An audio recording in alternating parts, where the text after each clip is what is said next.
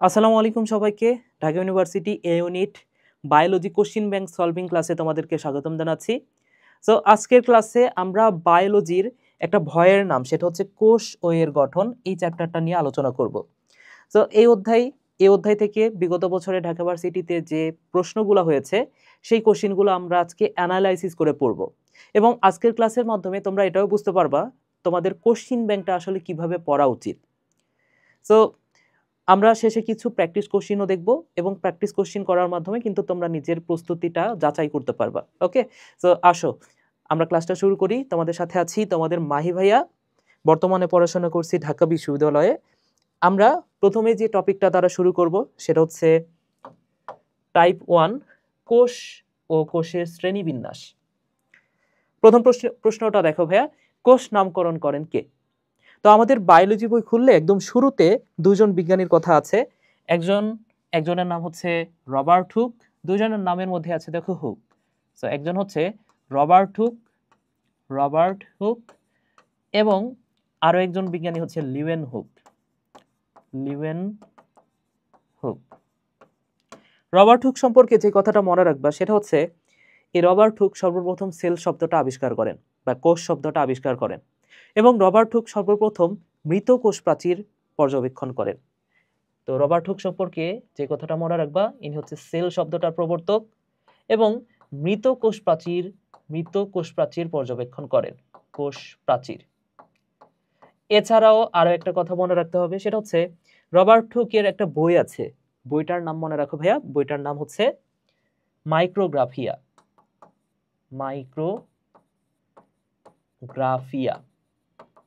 মাইক্রোগ্রাফিয়া। এবং Leeuwen hook সম্পর্কে যে কথাটা মনে রাখতে হবে, প্রথমে যে কথাটা মনে রাখবা ভাইয়া, আচ্ছা এখানে রবার্ট হুক মৃত কোষ প্রাচীর আবিষ্কার করেন তাই কিনা, তাহলে জীবিত কোষ প্রাচীর সর্বপ্রথম লক্ষ্য করেন কে? সেটা হচ্ছে লিওয়েন হুক। তাহলে জীবিত কোষ পর্যবেক্ষণ করেন, যদি প্রশ্ন হয় জীবিত কোষ বললে সেটা কিন্তু লিওয়েন হুক। আশা করি বুঝতে পেরেছ। এবং লিওয়েন হুক সম্পর্কে আরো একটা কথা মনে রাখতে হবে, লিওয়েন হুক ইনি কিন্তু অণুবীক্ষণ যন্ত্রের আবিষ্কারক। সরল যে অণুবীক্ষণ যন্ত্র, সে সরল অণুবীক্ষণ যন্ত্রের আবিষ্কারক, অণুবীক্ষণ যন্ত্রের আবিষ্কারক। আচ্ছা, তো যে ব্যক্তি সরল অণুবীক্ষণ যন্ত্র আবিষ্কার করছে, অণুবীক্ষণ যন্ত্রের কাজ কি বলতো ভাইয়া? ছোট জিনিসকে বড় করে দেখা। তো সেই ব্যক্তি তো চাইবে যে ছোট জিনিসকে বড় বড় করে দেখার জন্য। তো উনি ঠিক তেমনি এভাবে পরীক্ষা করতে করতে হঠাৎ করে এমন কিছু প্রাণী দেখতে পান যে প্রাণীগুলা খালি চোখে দেখা যাচ্ছে না, কিন্তু অণুবীক্ষণ যন্ত্রের নিচে গেলে সেই প্রাণীগুলা দেখা যাচ্ছে। তো উনি সেই প্রাণীগুলোর নাম দেন। উনি তো নাম জানতেন না সেই প্রাণীটার নাম কি। উনি নাম দিয়েছেন কি দেখো, নাম দিয়েছেন এনিমাল কিউল। সো নামটা যদি খেয়াল করে দেখো, নামের মধ্যে আছে ইউল বা কিউল। সো কিউল কথাটার অর্থ হচ্ছে ক্ষুদ্র, আর এনিমাল মানে কি? প্রাণী। সো উনি সেই প্রাণীটার নাম দিয়েছেন কি? প্রাণীটার নাম দিয়েছেন এনিমাল কিউল বা ক্ষুদ্র প্রাণী। তুমি হলেও তো সেম কাজটাই করতা, তাই না? তুমি যদি কোনো একটা প্রাণীর নাম না জানো এবং সেই প্রাণীটা যদি অনেক ছোট হয়, তুমি নাম কি দিবা? ছোট প্রাণী। আচ্ছা, সো এই এনিমাল কিউল যে নামটা দিয়েছিলেন লিওয়েন হুক, এই প্রাণীটাকেই আজকে আমরা ব্যাকটেরিয়া হিসেবে চিনি। হ্যাঁ, অর্থাৎ তিনি ব্যাকটেরিয়া দেখেছিলেন সর্বপ্রথম। তাহলে এনিমাল কিউল মানে কি? এনিমাল কিউল মানে বর্তমানে আমরা সেটাকে ব্যাকটেরিয়া হিসেবে চিনি। তাহলে তোমাকে যদি বলা হয় যে ব্যাকটেরিওলজির জনক কে, কি হবে ভাইয়া বলো তো? ব্যাকটেরিওলজির জনক হচ্ছে লিওয়েন হুক। সো তোমাকে যদি বলা হয় যে ব্যাকটেরিওলজির জনককে, ব্যাকটেরিওলজির জনক হচ্ছে লিওয়েন হুক। তাহলে দেখো আমরা অনেকগুলো ইনফরমেশন জেনে গেলাম। এবং রবার্ট হুক যেহেতু সর্বপ্রথম এই যে সেল শব্দটা প্রবর্তন করেন, তাহলে তোমাকে যদি বলা হয় যে কোষতত্ত্বের জনককে, কোষতত্ত্বের জনক কিন্তু রবার্ট হুক। এই ইনফোটাও মনে রাখো। তোমাকে যদি প্রশ্ন করে কোষতত্ত্বের জনককে,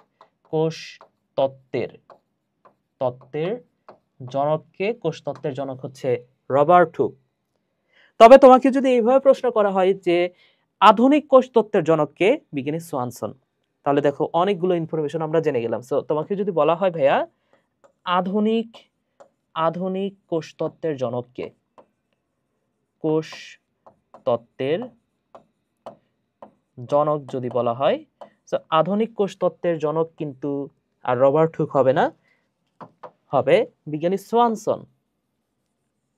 ওকে, এই ইনফরমেশনটা আলাদাভাবে মনে রাখো, এটা হচ্ছে বিজ্ঞানী সোয়ানসন।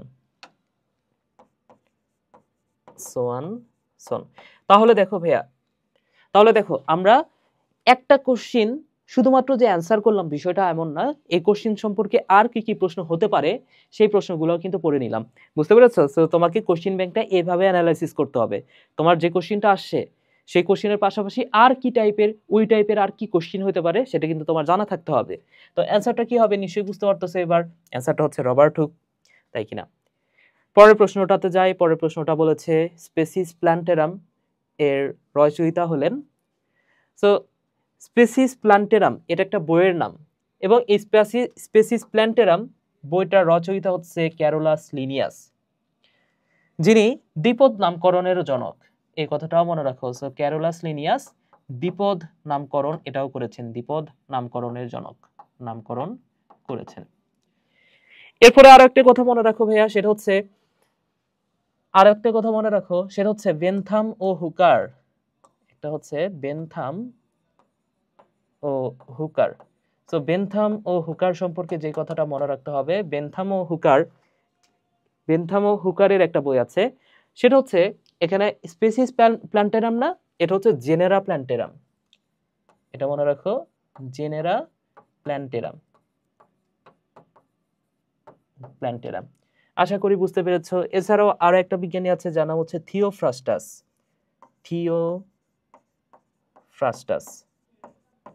থিওফ্রাস্টাসেরও একটা বই আছে, বইটার নাম হচ্ছে ইনকোয়ারি ইনটু প্ল্যান্ট।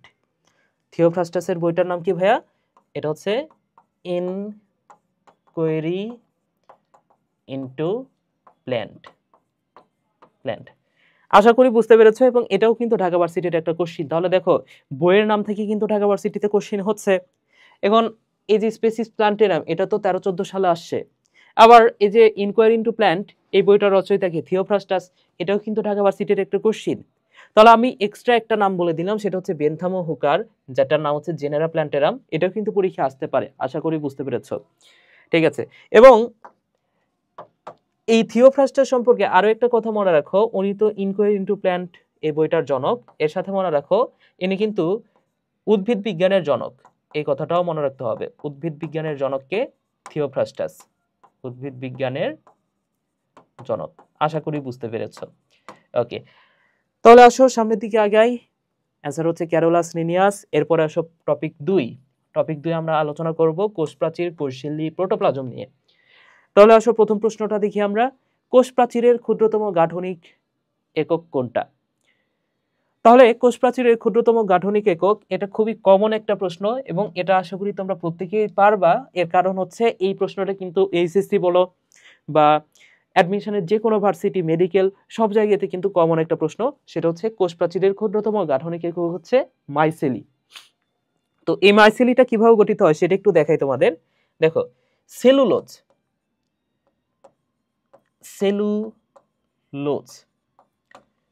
এবং এই সেলুলোজ কি দ্বারা গঠিত হয় নিশ্চয়ই তোমরা জানো, যে বিটা ডি গ্লুকোজ দ্বারা। তৃতীয় অধ্যায়ে আছে, যদিও তোমাদের তৃতীয় অধ্যায় শর্ট সিলেবাসের বাইরে, তারপরও ছোট্ট একটা কথা বলে দিই, সেটা হচ্ছে মনে রাখো বিটা ডি গ্লুকোজ এই বিটা ডি গ্লুকোজ কিন্তু গঠন করে সেলুলোজ। যাই হোক, সো এই সেলুলোজ যদি 1000 থেকে 3000 যুক্ত হয়, 1000 থেকে 3000 সেলুলোজ অণু যুক্ত হইলে যে জিনিসটা গঠন করে সেটাকে বলা হয় সেলুলোজ চেইন। এটাকে বলা হয় সেলুলোজ চেইন। আচ্ছা, এখন এই সেলুলোজ চেইন যদি আরো 100টা যুক্ত হয়, 100টা সেলুলোজ চেইন মিলে যে জিনিসটা তৈরি করে সেটাকেই বলা হচ্ছে ক্রিস্টালাইন মাইসেলি। আশা করি বুঝতে পেরেছো ভাইয়া। তাহলে এটা হচ্ছে ক্রিস্টালাইন মাইসেলি। এবং এই ক্রিস্টালাইন মাইসেলি এটাই কিন্তু কোষ প্রাচীরের ক্ষুদ্রতম গাঠনিক একক। আশা করি বুঝতে পেরেছো। তাহলে এই যে মাইসেলি এটা কিন্তু কোষ প্রাচীরের ক্ষুদ্রতম গাঠনিক একক। আচ্ছা, এবং এটার ব্যাস যদি বলা হয় 100 অ্যাংস্ট্রম, এটা চাইলে মনে রাখতে পারো। তাহলে এই যে সেলুলোজ চেইন 100টা মিলে ক্রিস্টালাইন মাইসেলি হচ্ছে, যেটা কিন্তু আবার 100 অ্যাংস্ট্রম। আচ্ছা, যাই হোক, এরপরে আসো এই যে ক্রিস্টালাইন মাইসেলি এটা যদি 20টা যোগ করা হয়, 20টি ক্রিস্টালাইন মাইসিলি মিলে আবার যেটা তৈরি করে সেটাকে বলা হয় মাইক্রোফাইব্রিল। তাহলে ফাইবার তৈরি করে, তাহলে এটা ছোট ফাইবার তাই বলা হচ্ছে মাইক্রোফাইব্রিল। মাইক্রোফাইব্রিল। এখন এই মাইক্রোফাইব্রিল যদি 250টা যুক্ত হয় তার মানে কি বড় ফাইবার হয়ে গেল, সেটাকে আমরা বলবো ম্যাক্রোফাইব্রিল। ম্যাক্রো কথাটার অর্থ হচ্ছে বড়, তাহলে এখান থেকে তৈরি করতেছে ম্যাক্রোফাইব্রিল। ম্যাক্রোফাইব্রিল। এবং অবশেষে এই ম্যাক্রোফাইব্রিল যখন অসংখ্য যুক্ত হয় তখনই একটা তন্তু গঠিত হয়, অর্থাৎ ফাইবার গঠিত হয়। তাহলে দেখো ফার্স্টে হচ্ছে ম্যাক্রোফাইব্রিল, ম্যাক্রোফাইব্রিল, তারপরে হচ্ছে ফাইবার বা তন্তু গঠিত হচ্ছে। তাহলে এখানে তৈরি হলো ফাইবার বা তন্তু। আশা করি তোমরা বুঝতে পেরেছো। ঠিক আছে ভাইয়া, ওকে। তাহলে অ্যান্সারটা হচ্ছে মাইসিলি। প্লাজমা মেমব্রেনের বহুল গ্রহণযোগ্য ফ্লুইড মোজাইক মডেলের প্রবর্তক কে? তো এটা কিন্তু ঢাকা ভার্সিটিতে আসছে, যে এটার অ্যান্সারটা হচ্ছে সিঙ্গার এবং নিকলসন। এর সাথে আরো কয়েকটি কথা মনে রাখতে হবে, সেটা হচ্ছে এই যে ড্যানিয়েলিও ড্যাপসন, ইনার যে মতবাদ সেটাকে বলা হচ্ছে স্যান্ডউইচ মডেল, ওনার যে মডেলটা। তাহলে এই যে প্লাজমা মেমব্রেনের ফ্লুইড মোজাইক মডেল বলে সেটা কিন্তু সিঙ্গার ও নিকলসন। আর যদি তোমাকে বলা হয় ড্যানিয়েলিও ড্যাপসন, এটা হচ্ছে স্যান্ডউইচ মডেল। ওকে, সো নামটা মনে রাখো, স্যান্ডউইচ মডেল। এছাড়াও আরেকটা একক মেমব্রেন হাইপোথিসিস,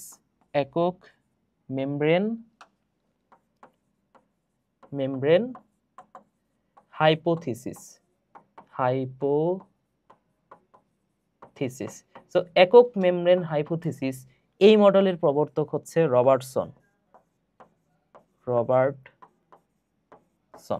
ওকে ভাইয়া, ঠিক আছে। তাহলে আসো আমরা সামনের দিকে আগাই। সামনের দিকে আগানোর আগে আরো কয়েকটা কথা বলে দিই, সেটা হচ্ছে এই ফ্লুইড মোজাইক মডেল সম্পর্কে কয়েকটা কথা মনে রাখো। দ্বারা কয়েকটা কথা মনে রাখো। হ্যাঁ, ফতে কি? মানে হচ্ছে ফ্লুইড মোজাইক মডেল। ফতে ফ্লুইড মোজাইক মডেল।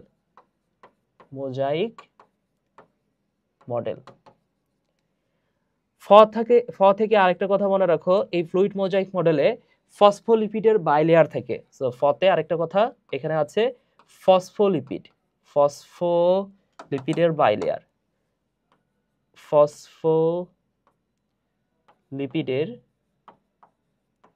লিপিডের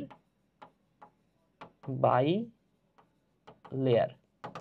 এবং ফ থেকে আরেকটা কথা মনে রাখো, ফতে মনে রাখো এটা হচ্ছে ফ্লিপ ফ্লপ মুভমেন্ট দেখায়। ঠিক আছে, সো মুভমেন্টটার নাম কি? Flip flop.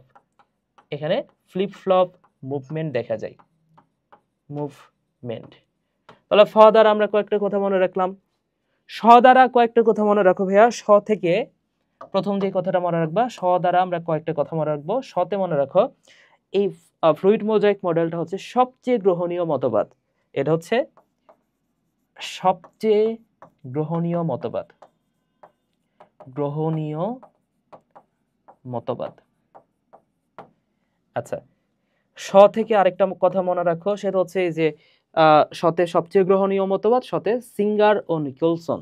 ঠিক আছে, সো সতে সিঙ্গার ও নিকলসন। এবং স থেকে লাস্ট আরো একটা কথা মনে রাখতে হবে, সেটা হচ্ছে স থেকে মনে রাখো সতে স্বাধীনতার 1 বছর পর। তো স্বাধীনতার 1 বছর পর মানে কত সাল? তো স্বাধীনতা তো আসলে 2 বার, তাই না? 25 সালেও তো একবার স্বাধীনতা, 25 সাল না 24 সালেও তো একটা স্বাধীনতা আসছে। তো এই 24 সালের স্বাধীনতা না, 1971 সালের স্বাধীনতার কথা বলতেছি, অর্থাৎ 1972 সাল। স্বাধীনতার 1 বছর পর মানে কি? 1972 সাল। এই 1972 সালে এই ফ্লুইড মোজাইক মডেলটা প্রবর্তন করছে সিঙ্গার ও নিকলসন। তাহলে 1972 সালে সিঙ্গার এবং নিকলসন ফ্লুইড মোজাইক মডেল প্রবর্তন করেন, এবং যেটা হচ্ছে সবচেয়ে গ্রহণীয় মতবাদ। আশা করি তোমরা বুঝতে পেরেছো, এটা হচ্ছে সবচেয়ে গ্রহণীয় মতবাদ। তাহলে সামনের প্রশ্নটাতে যাই। পরের প্রশ্নটা বলেছে, পরের প্রশ্ন না, টপিকে যাই। টপিকটা কি দেখো, সাইটোপ্লাজমীয় কোষীয় অঙ্গাণুসমূহ। তাহলে সাইটোপ্লাজমের যে অঙ্গাণুগুলো আছে, অঙ্গাণুগুলো নিয়ে আমরা একটু পড়ব। শ্বেতসার সঞ্চয়কারী প্লাস্টিডকে কি বলা হয়? তো প্লাস্টিড নিয়ে আমরা একটু পড়াশোনা করি। প্লাস্টিড 3 ধরনের তোমরা জানো, একটা হচ্ছে ক্লোরোপ্লাস্ট, একটা হচ্ছে ক্লোরোপ্লাস্ট, একটা হচ্ছে ক্রোমোপ্লাস্ট,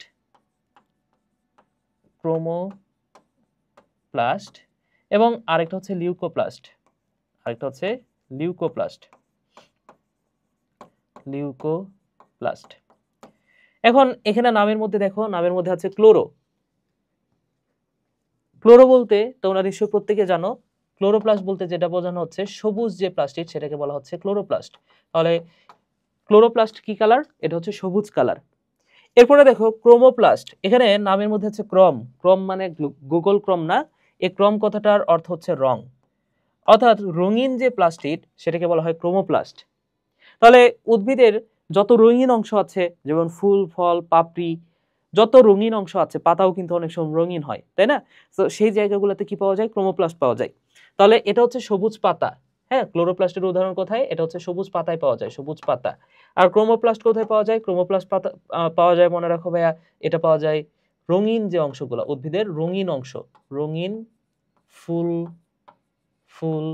ফল, পাতা। তাহলে পাতাতেও কিন্তু পাওয়া যাচ্ছে। এরপরে যে কথাটা মনে রাখবা, গাজরের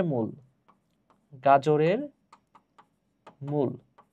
দেখো নরমালি মূল কিন্তু সাদা হয়, কিন্তু গাজরের মূল বলতে গাজরের যে কমলা কালারের অংশটা সেটা কিন্তু গাজরের মূল। বুঝতে পেরেছো? সো গাজরের মূল এটা যেহেতু রঙিন, এ কারণে এখানে পাওয়া যায় ক্রোমোপ্লাস্ট। সো মূল দেখে ভুল করো না, তো মূল থাকলেও এটা কিন্তু ক্রোমোপ্লাস্ট। আর অন্যান্য গাজরের মূল বাদে অন্যান্য যে মূলগুলো আছে সেটা কিন্তু লিউকোপ্লাস্ট। বুঝতে পেরেছো? সো লিউকোপ্লাস্ট এটা মনে রাখো, এটা হচ্ছে মূলে পাওয়া যায়, উদ্ভিদের মূলে পাওয়া যায়। এখন এই যে লিউকোপ্লাস্টের কাজটা যদি মনে রাখো ভাইয়া, লিউকোপ্লাস্টের কাজ হচ্ছে এটা খাদ্য সঞ্চয় করে। লিউকোপ্লাস্টের কাজ কি ভাইয়া? লিউকোপ্লাস্টের কাজ হচ্ছে খাদ্য সঞ্চয় করা। আচ্ছা, এখন এই লিউকোপ্লাস্ট খাদ্য সঞ্চয় করে, এবং লিউকোপ্লাস্ট 3 ধরনের। লিউকোপ্লাস্ট কয় ধরনের? 3 ধরনের। এক নম্বর হচ্ছে অ্যামাইলোপ্লাস্ট।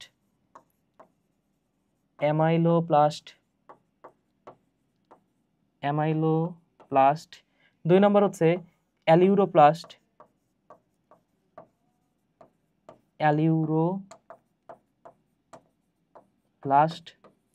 এবং 3 নম্বর হচ্ছে ইলায়োপ্লাস্ট।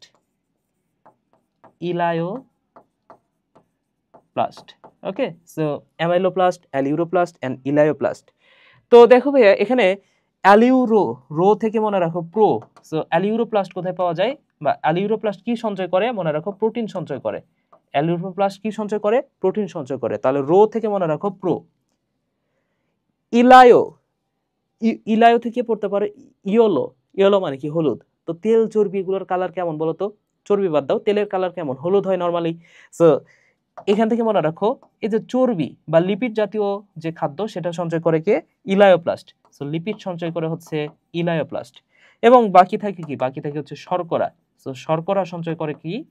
শর্করা সঞ্চয় করে হচ্ছে অ্যামাইলোপ্লাস্ট। তাহলে দেখো এখানে শর্করা মানে তো শ্বেতসার, তাই না? শ্বেতসার মানে স্টার্চ, এই কথাটাও মনে রাখো। শ্বেতসার মানে কি? শ্বেতসার মানে স্টার্চ নামক শর্করাকে বোঝায়। শ্বেতসার মানে হচ্ছে স্টার্চ। তো এই শ্বেতসার সঞ্চয় করে আসলে কে বলতো ভাইয়া? শ্বেতসার সঞ্চয় করে হচ্ছে অ্যামাইলোপ্লাস্ট। আশা করি বুঝতে পেরেছো। সামনের দিকে যাই, পরের প্রশ্নটা দেখো। এটিপি সিনথেসিস কোষের কোথায় থাকে? তো এই এটিপি সিনথেসিস এটা কোষের দুইটা জায়গাতে থাকে। একটা হচ্ছে মাইটোকন্ড্রিয়াতে থাকে, একটা হচ্ছে মাইটোকন্ড্রিয়া, এবং আরেকটা অঙ্গাণু সেটা হচ্ছে প্লাস্টিড। তাহলে এই দুটো অঙ্গাণুতে এটা পাওয়া যায়, প্লাস্টিড এবং মাইটোকন্ড্রিয়া। তো মাইটোকন্ড্রিয়া থেকে তোমার বিগত বছরের ঢাকা ভার্সিটি যদি 10টা কোশ্চিন অ্যানালাইসিস, মানে 10 বছরের কোশ্চিন অ্যানালাইসিস করো, সেই ক্ষেত্রে দেখবা যে 5 থেকে 6 বছরই কিন্তু মাইটোকন্ড্রিয়া থেকে কোশ্চিন হয়েছে।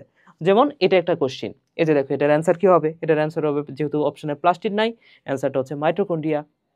তাহলে মাইটোকন্ড্রিয়া থেকে বিগত 10 বছরের কোশ্চিন যদি তুমি দেখো, দেখবা যে 5 থেকে 6টা কোশ্চিন হয়েছে। এবং 5 থেকে 6টা কোশ্চিন মানে হিউজ কোনো টপিক থেকে হয় নাই, ছোট্ট একটা টপিক থেকে হয়েছে, সেটা হচ্ছে মাইটোকন্ড্রিয়ার গঠন। সো মাইটোকন্ড্রিয়ার গঠনটা আমাদের কত গুরুত্বপূর্ণ নিশ্চয়ই বুঝতে পারতেছো। আমাদের এই মাইটোকন্ড্রিয়ার গঠনটা জানতে হবে। এবং আমি যেটা খেয়াল করছি যে 1 বছর পর পরই কিন্তু এই কোশ্চিনটা আসছে। তো তোমার হচ্ছে 2017, 19, 21 এইভাবে কিন্তু 1 বছর পর পর কোশ্চেনগুলো আসে। সো এই বছর কিন্তু এই প্রশ্নটা আসার সম্ভাবনা আছে, আমার মন বলতেছে আসবে। সো মনে রাখো সেটা হচ্ছে মাইটোকন্ড্রিয়া। মাইটোকন্ড্রিয়া, এই মাইটোকন্ড্রিয়া ওয়ার্ডটা দ্বারাই কিন্তু আমরা মাইটোকন্ড্রিয়ার গঠনটা মনে রাখতে পারি। সো মাইটোকন্ড্রিয়ার প্রথম অক্ষর হচ্ছে ম। এম থেকে যে কথাটা মনে রাখবা, মতে মনে রাখো, মতে হচ্ছে ম্যাট্রিক্স, মতে মনে রাখো ভাইয়া, মতে ম্যাট্রিক্স, মতে মেমব্রেন। মেমব্রেন। আইটা শুনতে দেখো তো মাই, আইটা শুনতে কিসের মতো? হর্ষইর মতো। সো ইলেকট্রন ট্রান্সপোর্ট সিস্টেম, এই ইলেকট্রন নামটাও শুরু হচ্ছে কিন্তু হর্ষই দ্বারা। তাহলে এখানে আই দ্বারা যেটা বোঝাচ্ছি আমি সেটা হচ্ছে ইটিএস, ইলেকট্রন ট্রান্সপোর্ট সিস্টেম। ও থেকে মনে রাখো, ওতে হচ্ছে অক্সিজম, অক্সিজম। এরপরে সিতে মনে রাখো, সিতে হচ্ছে ক্রিস্টি, ক্রিস্টি। এরপরে ডিতে মনে রাখো, এখানে আছে ডিএনএ, এবং ডিএনএটা শুধু ডিএনএ না, এটা হচ্ছে বৃত্তাকার ডিএনএ। সো এখানে কি আছে? এখানে আছে বৃত্তাকার ডিএনএ, বৃত্তাকার ডিএনএ। এরপরে আরতে মনে রাখো, এখানে আছে রাইবোজোম, শুধু রাইবোজোম না, এখানে আছে 70S রাইবোজোম, 70S রাইবোজোম, এই কথাটা মনে রাখো। এবং এ থেকে যে কথাটা মনে রাখবা লাস্ট ওয়ান, এতে মনে রাখো এটিপি সিনথেসিস, এটিপি সিনথেসিস। আশা করি বুঝতে পেরেছো। তাহলে এই বৈশিষ্ট্যগুলো তোমার মনে রাখতে হবে। এগুলো কোথায় পাওয়া যায়? এগুলো পাওয়া যায় মাইটোকন্ড্রিয়াতে, ঠিক আছে? সো এটিপি সিনথেসিস এটা পাওয়া যায় মাইটোকন্ড্রিয়ায়। অক্সিজম কোন অঙ্গাণুর অংশ? দেখো 21 সালে প্রশ্ন আসে, দেখছো?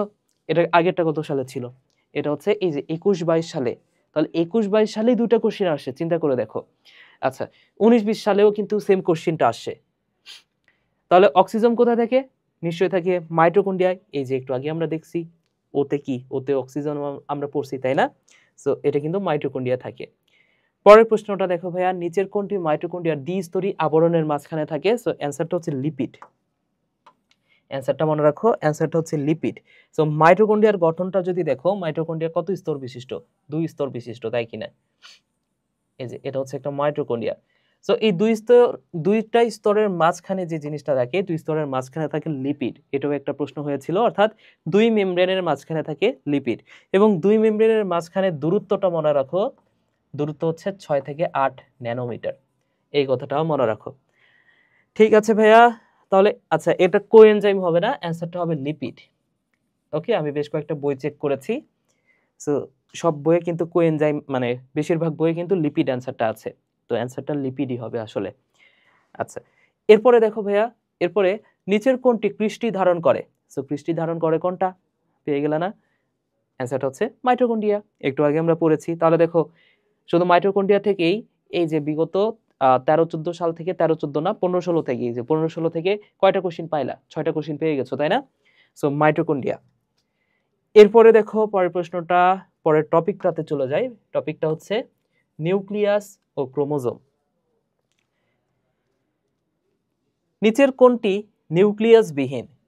তো এটাও একটা টপিক, এটা এমন একটা টপিক যেটা ঢাকা ভার্সিটির যারা প্রশ্নকর্তা তাদের অনেক পছন্দের একটা টপিক। একটা হচ্ছে মাইটোকন্ড্রিয়া গেল, আরেকটা হচ্ছে যে নিউক্লিয়াস থেকে।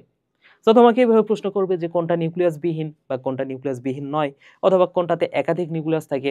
এই টাইপের প্রশ্ন কিন্তু বেশ কয়েকবার প্রশ্ন হয়েছে বিগত 10 বছরে 4-5 বার এই একটা টপিক থেকেই কোশ্চেন হয়েছে। তো আমি সবগুলো একটু তোমাদের জন্য একত্র করে দিই। সেটা হচ্ছে নিচের কোনটা নিউক্লিয়াস বিহীন? তাহলে তোমাকে যদি আমি বলি নিউক্লিয়াস থাকে না কোথায়, সেটা ফার্স্টে বলে দিই। নিউক্লিয়াস বিহীন কোষগুলা কোনগুলা? নিউক্লিয়াস বিহীন, নিউক্লিয়াস বিহীন কোষগুলো হচ্ছে, যেমন আমরা হয়তো বা পড়েছি, সেটা হচ্ছে আমাদের যে লোহিত রক্তকণিকা, লোহিত রক্তকণিকা কিন্তু নিউক্লিয়াস বিহীন। আবার আমাদের যে অণুচক্রিকা সেটাও কিন্তু নিউক্লিয়াস বিহীন। তাহলে আমাদের দেহের মধ্যে অণুচক্রিকা আছে, অণুচক্রিকা, অণুচক্রিকা এটা কিন্তু নিউক্লিয়াস বিহীন। আবার আরবিসিটাও কিন্তু নিউক্লিয়াস বিহীন। তবে এখানে একটা নোট আছে, সেটা হচ্ছে এটা অবশ্যই হইতে হবে পরিণত আরবিসি। সো পরিণত আরবিসি সেটি কিন্তু নিউক্লিয়াস বিহীন, কিন্তু অপরিণত আরবিসিতে প্রাথমিক অবস্থায় নিউক্লিয়াসটা থাকে। তাহলে এখানে অবশ্যই পরিণত আরবিসি হইতে হবে, পরিণত আরবিসিতে নিউক্লিয়াসটা থাকে না। এরপরে আরো একটা কথা মনে রাখো, আরেকটা হচ্ছে সিভনল। সো পরিণত সিভনল, পরিণত সিভকোষ বা সিভনল, সিভনল। ওকে, এরপরে এরপরে মনে রাখো এই যে সিভনল, ভ থেকে আরেকটা কথা মনে রাখো, ভতে হচ্ছে ভেসেল এবং চোখের লেন্স, চোখের লেন্স, চোখের লেন্স। এছাড়াও আরেকটা কথা মনে রাখতে পারো, আদিকোষ, আদিকোষে থাকে, আদিকোষে থাকে। ঠিক আছে ভাইয়া? তাহলে দেখো নিউক্লিয়াস বিহীন কোষগুলো আমরা কিন্তু পেয়ে গেলাম। নিউক্লিয়াস কোথায় কোথায় থাকে না। নিউক্লিয়াস একটা থাকে কোথায়? নিউক্লিয়াস, একটি নিউক্লিয়াস কোথায় থাকে? একটি নিউক্লিয়াস কোথায় থাকবে? আদিকোষে যদি নিউক্লিয়াস না থাকে, একটা নিউক্লিয়াস থাকবে যত প্রকৃত কোষ আছে সবগুলাতে। তাহলে সকল প্রকৃত কোষে নরমালি তো একটা করে নিউক্লিয়াস থাকে, তাই না? তাহলে একটা নিউক্লিয়াস কোথায় থাকে? একটা নিউক্লিয়াস থাকে প্রকৃত কোষে, প্রকৃত কোষে। আরো একটা ইনফরমেশন জানাই দিই, সেটা হচ্ছে দুইটা নিউক্লিয়াস কোথায় থাকে? দুইটি নিউক্লিয়াস। সো দুইটা নিউক্লিয়াস থাকে, দুইটা নিউক্লিয়াস থাকে কোথায় মনে রাখো ভাইয়া? দুইটা নিউক্লিয়াস থাকে হচ্ছে যকৃৎ কোষে, যকৃৎ কোষে দুইটা নিউক্লিয়াস থাকে। এবং লাস্ট ওয়ান আরেকটা গুরুত্বপূর্ণ কথা, সেটা হচ্ছে কোন নিউক্লিয়াসই থাকে, সরি একাধিক নিউক্লিয়াস থাকে কোথায়, এটা তোমাদের মনে রাখতে হবে। তাহলে একটা পড়লাম, দুইটা পড়লাম, এবার আসলে একাধিক নিউক্লিয়াস, একাধিক নিউক্লিয়াস, একাধিক নিউক্লিয়াস। সো এই একাধিক নিউক্লিয়াসকে আবার অনেক সময় বলা হয় সিনোসাইটিক কোষ। তাহলে একাধিক নিউক্লিয়াস বা এটাকে বলা যাইতে পারে সিনোসাইটিক কোষ। সিনোসাইটিক কোষগুলো কোনগুলা? সিনোসাইটিক কোষ। সো সিনোসাইটিক কোষ কোনগুলা মনে রাখো ভাইয়া? সেটা মনে রাখো, আমি যেভাবে পড়ি সেটা হচ্ছে শাপেনভাউবট, শাপেনভাউবট। ওকে, সো আমি যে কথাটা বলি, আমি যে কথাটা মনে রাখি সেটা হচ্ছে শাপেনভাউবট। অর্থাৎ শা মানে হচ্ছে স্যাপ্রোলিগনিয়া, আমার সাথে বলো, সাথে হচ্ছে স্যাপ্রোলিগনিয়া, স্যাপ্রোলিগনিয়া। পেন মানে হচ্ছে পেনিসিলিয়াম, পেনিসিলিয়াম। ভাউতে মনে রাখো ভাউচেরিয়া, ভাউচেরিয়া। এবং বটতে মনে রাখো বট্রিডিয়াম, বট্রিডিয়াম। সো এই চারটা নাম মনে রাখো, স্যাপ্রোলিগনিয়া, পেনিসিলিয়াম, ভাউচেরিয়া, বট্রিডিয়াম। তাহলে এইগুলো হচ্ছে, এই কথাগুলো মনে রাখো। এখান থেকে প্রশ্ন কিন্তু হয়েছে, বেশ কয়েকবার হয়েছে। যেমন এখানে এই যে ভাউ আছে না, এই ভাউটা একবার পরীক্ষা আসছে, এই যে ভাউটা একবার আসছে, বট্রিডিয়াম আসছে। ওকে, এরপরে দেখো এখান থেকে কিন্তু সিগনল একবার পরীক্ষা আসছে। তো এগুলো মনে রাখো। যেমন এখানে কি আছে দেখো তো, নিচের কোনটা নিউক্লিয়াস বিহীন? তাহলে নিউক্লিয়াস বিহীন আমরা কোনটা পড়লাম? সেটা হচ্ছে সিগনল। আশা করি বুঝতে পেরেছো। তাহলে সিগনল এবং ভেসেল, সিগনল, ভেসেল, এগুলো হচ্ছে নিউক্লিয়াস বিহীন। কোন বিজ্ঞানী ক্রোমোজোমের আবিষ্কার করেন?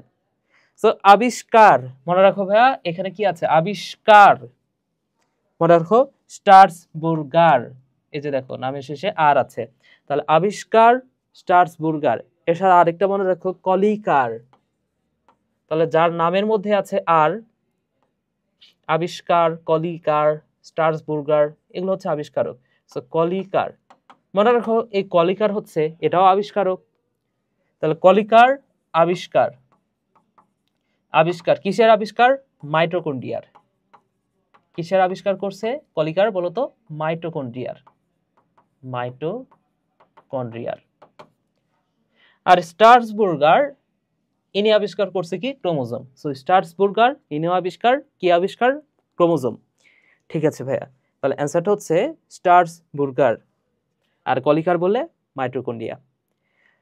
এরপরে টপিকটা দেখো, টপিক 5, এবং টপিক 5টা হচ্ছে টপিক 5টা হচ্ছে নিউক্লিক অ্যাসিড। আচ্ছা, নিউক্লিক অ্যাসিডের পুনরাবৃত্তি একক কোনটা? তো এটা বোঝানোর আগে ছোট্ট একটা কথা বলি। দেখো তোমরা একটু মনে মনে ভাবো তো, এই যে নিউক্লিক অ্যাসিড, এই নামটা কি তোমরা কোথাও শুনেছো? একটু মনে মনে ভাবো তো ভাইয়া, নিউক্লিক অ্যাসিড এই নামটা কি কোথাও শুনেছো? সো নিউক্লিক অ্যাসিড, এটা অবশ্যই নামটা শুনেছো। সেটা হচ্ছে, আমি যদি এর আগে একটা ডি লাগাই দিই, ডি অক্সিরাইবো নিউক্লিক অ্যাসিড, এবং আরেকটা হচ্ছে আরএনএ, রাইবো নিউক্লিক অ্যাসিড। এই দুইটার মধ্যে কিন্তু নিউক্লিক অ্যাসিডটা থাকে। তার মানে কি আমরা বলতে পারি যে নিউক্লিক অ্যাসিড দ্বারাই কি গঠিত হয়? নিউক্লিক অ্যাসিড দ্বারাই গঠিত হয় ডিএনএ এবং আরএনএ, তাই কিনা? সো এই নিউক্লিক অ্যাসিড, এটাকে এবার আমরা ভাঙবো। এই নিউক্লিক অ্যাসিডকে এবার আমরা ভাঙবো, এবং এই নিউক্লিক অ্যাসিডকে আমরা যদি মৃদু অ্যাসিড, এনজাইম এগুলো দ্বারা ভাঙি, যে জিনিসটা পাবো সেটা হচ্ছে নিউক্লিওটাইড। কি পাবো ভাইয়া? এখান থেকে পাবো নিউক্লিওটাইড। নিউক্লিওটাইড। এই নিউক্লিওটাইডকে যদি আমরা আবারও ভাঙি, আমরা দুইটা উপাদান পাবো। নিউক্লিওটাইডকে ভাঙলে আমরা পাবো নিউক্লিওসাইড, আমরা পাবো নিউক্লিওসাইড, এবং এর সাথে আমরা পাবো পি। পি মানে হচ্ছে ফসফরিক অ্যাসিড। পি মানে কি ভাইয়া? পি মানে হচ্ছে ফসফরিক অ্যাসিড। Phosphoric acid. এই নিউক্লিওসাইডকে আবারও যদি আমি ভাঙি, নিউক্লিওসাইডকে ভাঙলে আমরা আলটিমেটলি যে জিনিসটা পাবো সেটা হচ্ছে এস এবং এন।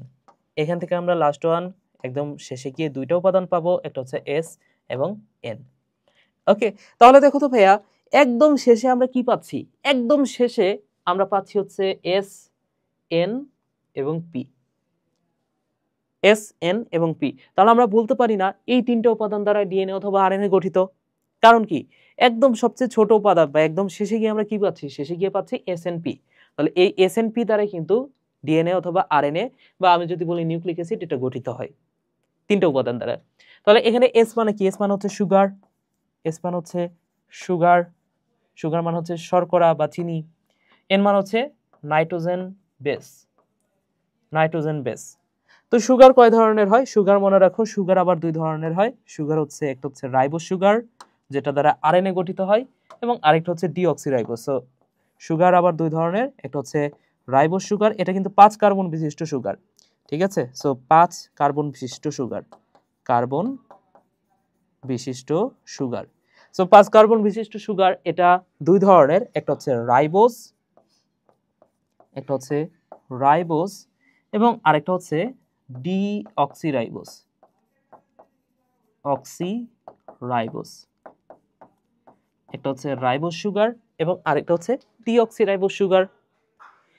এবার যদি আসি নাইট্রোজেন বেস, এটাকে কিন্তু দুইটা ভাগে ভাগ করতে পারি। নাইট্রোজেন বেসকে আবার দুইটা ভাগে ভাগ করা যায় ভাইয়া। সো নাইট্রোজেন বেসকে আমরা যদি ভাগ করি, দুইটা উপাদান পাবো, একটা হচ্ছে পিউরিন এবং আরেকটা হচ্ছে পাইরিমিডিন। কি কি পাবো? একটা হচ্ছে পিউরিন এবং আরেকটা হচ্ছে পাইরিমিডিন। পাইরিমিডিন। সো পিউরিন নামটা ছোট, এ কারণে এটা দুই প্রকার। পাইরিমিডিন নামটা বড়, এ কারণে 3 প্রকার। সো পিউরিন দুই প্রকার। কি কি ভাইয়া? মনে রাখো, পিউরিন হচ্ছে, একটাকে আমরা বলতে পারি অ্যাডেনিন, অ্যাডেনিন, আর একটা হচ্ছে গুয়ানিন। আর পাইরিমিডিন 3 প্রকার: সাইটোসিন, ইউরাসিল, থাইমিন। তাহলে এই 3 প্রকার। ঠিক আছে ভাইয়া, তাহলে নিউক্লিক অ্যাসিডের পুনরাবৃত্তি একক কোনটা? এইখান থেকে একটা প্রশ্নের অ্যান্সার করো দেখি। নিউক্লিক অ্যাসিডের পুনরাবৃত্তি একক কোনটা? তাহলে নিউক্লিক অ্যাসিডকে আমরা যদি ভাঙি, আমরা শেষে গিয়ে কি পাই? নিউক্লিওটাইড পাই। তার মানে আমরা বলতে পারি যে নিউক্লিওটাইড যদি আমরা একটার পর একটা জোড়া দিতে থাকি বা পুনরাবৃত্তি করতে থাকি নিউক্লিক অ্যাসিডের, নিউক্লিওটাইডের, তাহলে আমরা কি পাবো? নিউক্লিক অ্যাসিড পাবো। তাহলে নিউক্লিক অ্যাসিডের পুনরাবৃত্তি একক হচ্ছে নিউক্লিওটাইড। আশা করি তোমরা বুঝতে পেরেছো। সো অ্যান্সারটা হচ্ছে নিউক্লিওটাইড। ঠিক আছে ভাইয়া, তাহলে দেখো অ্যান্টিকোডন পাওয়া যায় কোথায়? আচ্ছা, টিআরএনএ নিয়ে একটু আলোচনা করা যায়। সো টিআরএনএ, টিআরএনএ দেখতে কেমন সেটা আমি একটু দেখাই দিই। তাহলে এই যে টিআরএনএটা দেখতে কিছুটা এমন।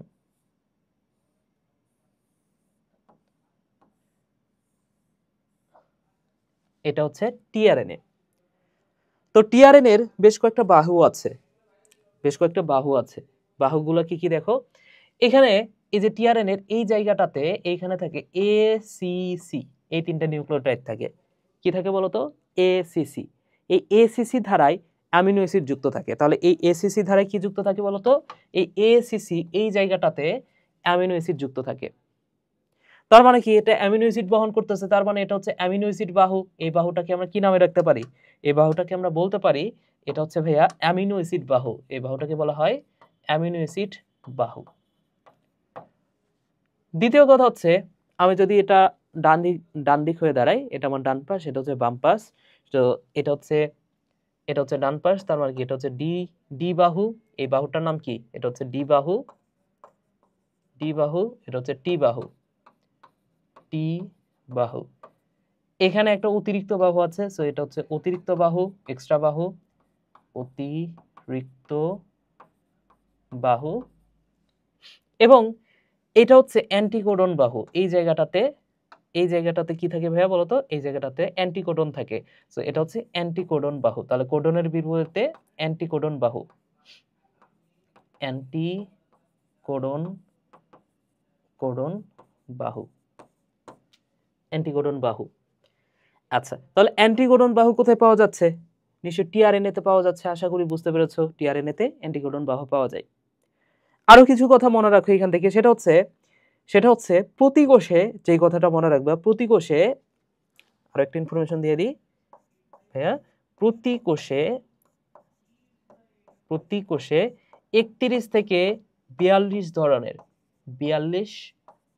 ধরনের টিআরএনএ পাওয়া যায়। টিআরএনএ থাকে। এবং এই টিআরএনএ তে নিউক্লিওটাইড কয়টা থাকে? যেমন এই যে এ, সি, সি, এগুলো তো নিউক্লিওটাইড। কয়টা থাকে? নিউক্লিওটাইড থাকে 75 থেকে 90টা। সো টিআরএনএ তে নিউক্লিওটাইডের সংখ্যা,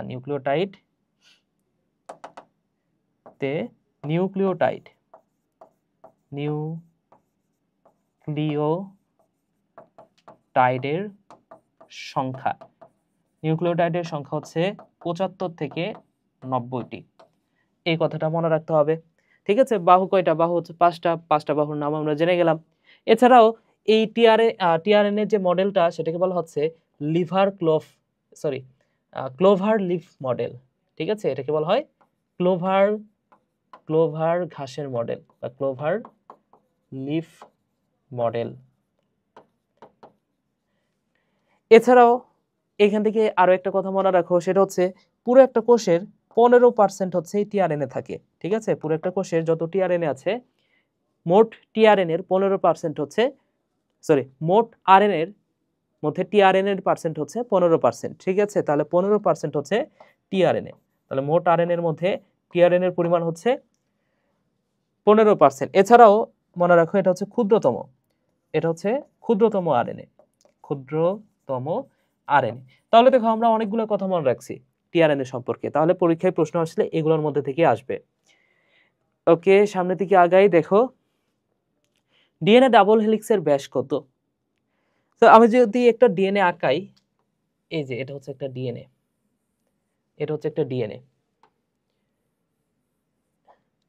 তো এই ডিএনএ এর কিছু বৈশিষ্ট্য আছে। আমি একটু বড় করে আঁকাই, হ্যাঁ, যেহেতু বৈশিষ্ট্য দেখাবো, আমি একটু বড় করে আঁকাই। আচ্ছা, তো এই একটা ডিএনএ, এই ডিএনএটার এই যে এটা হচ্ছে সর্বোচ্চ বিন্দু,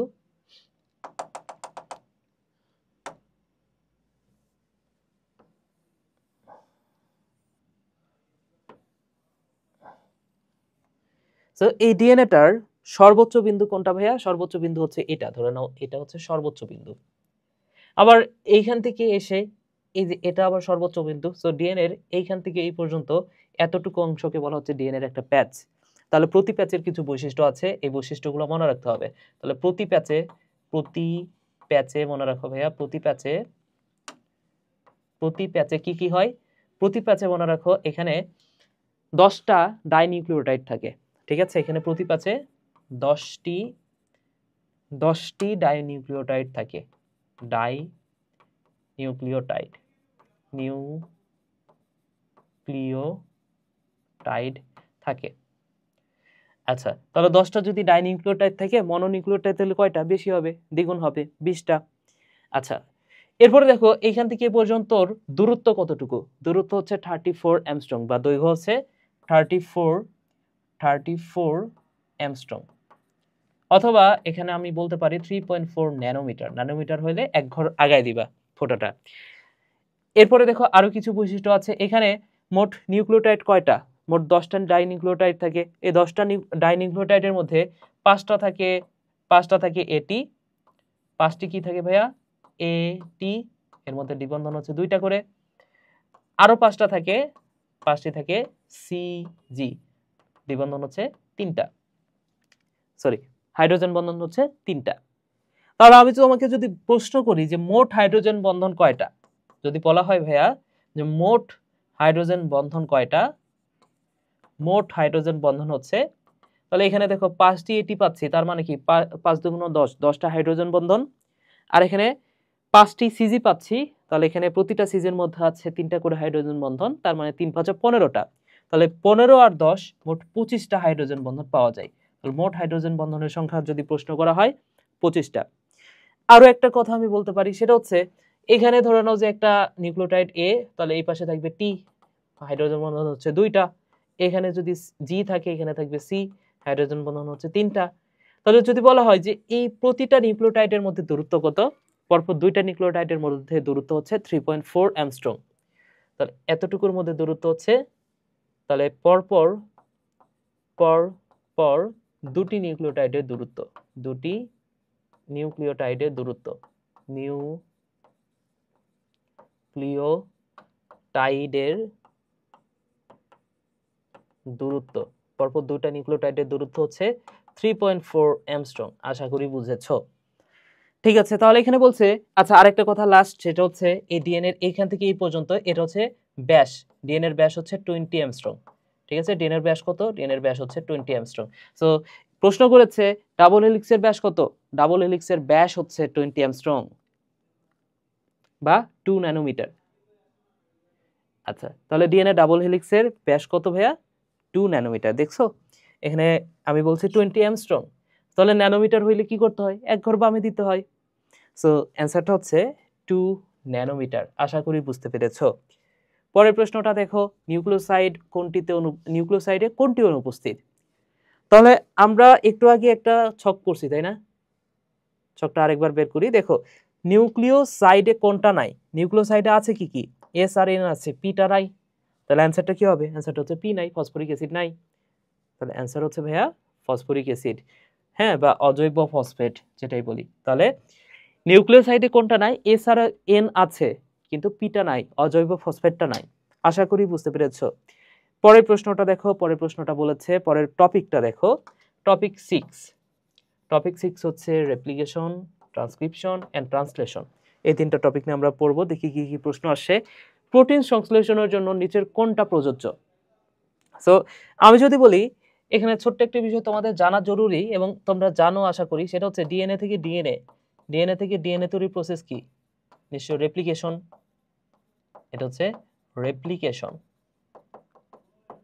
যদি বলা হয় ডিএনএ থেকে এমআরএনএ তৈরির প্রসেসটা হচ্ছে ট্রান্সক্রিপশন।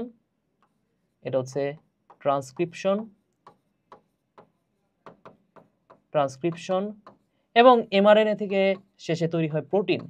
সো প্রোটিন তৈরির প্রসেসটা হচ্ছে ট্রান্সলেশন।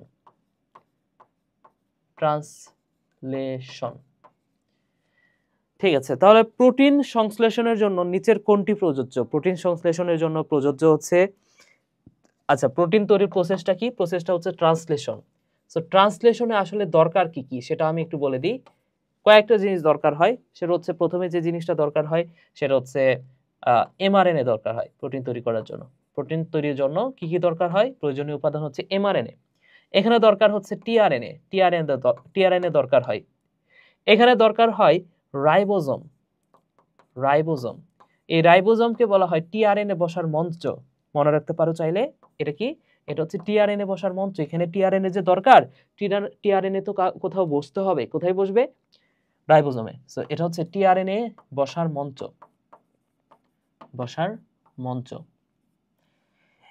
এছাড়াও থাকে amino acid.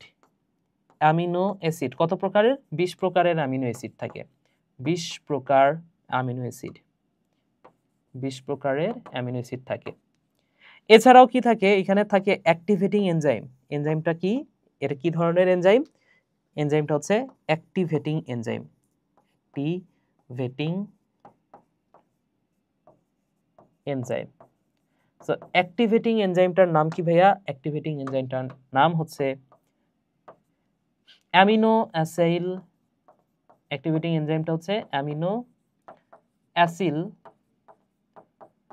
অ্যাসিল tRNA synthetase. TRNA synthetase. Okay, so activating এনজাইমটা হচ্ছে অ্যামিনো অ্যাসিল টিআরএনএ সিনথেটেস। তাহলে এখানে প্রোটিন সংশ্লেষণের জন্য কোনটা দরকার? চারটা অপশনের মধ্যে আছে রাইবোজোম, এমআরএনএ, টিআরএনএ। প্রথমটাই তো হয়ে গেছে, তাই না? সো অ্যান্সারটা হচ্ছে এ, তিনটাই দরকার। তাহলে দেখো ঢাকা ভার্সিটির কোশ্চিন কি খুবই কঠিন হচ্ছে? আসলে কঠিন হচ্ছে না, কিন্তু তুমি যদি বেসিক জিনিসটা তুমি এতক্ষণ ধরে যা কিছু আমরা পড়ছি এগুলো কি ইন্টারের বাইরে বইয়ের কোন একটা চিপা চাপা থেকে কি বের করে কোন একটা প্রশ্ন দিচ্ছে? অবশ্যই না। যে কোশ্চিনগুলা এতক্ষণ ধরে পড়ছো সবকিছু কিন্তু কমন কোশ্চিন, তাই না?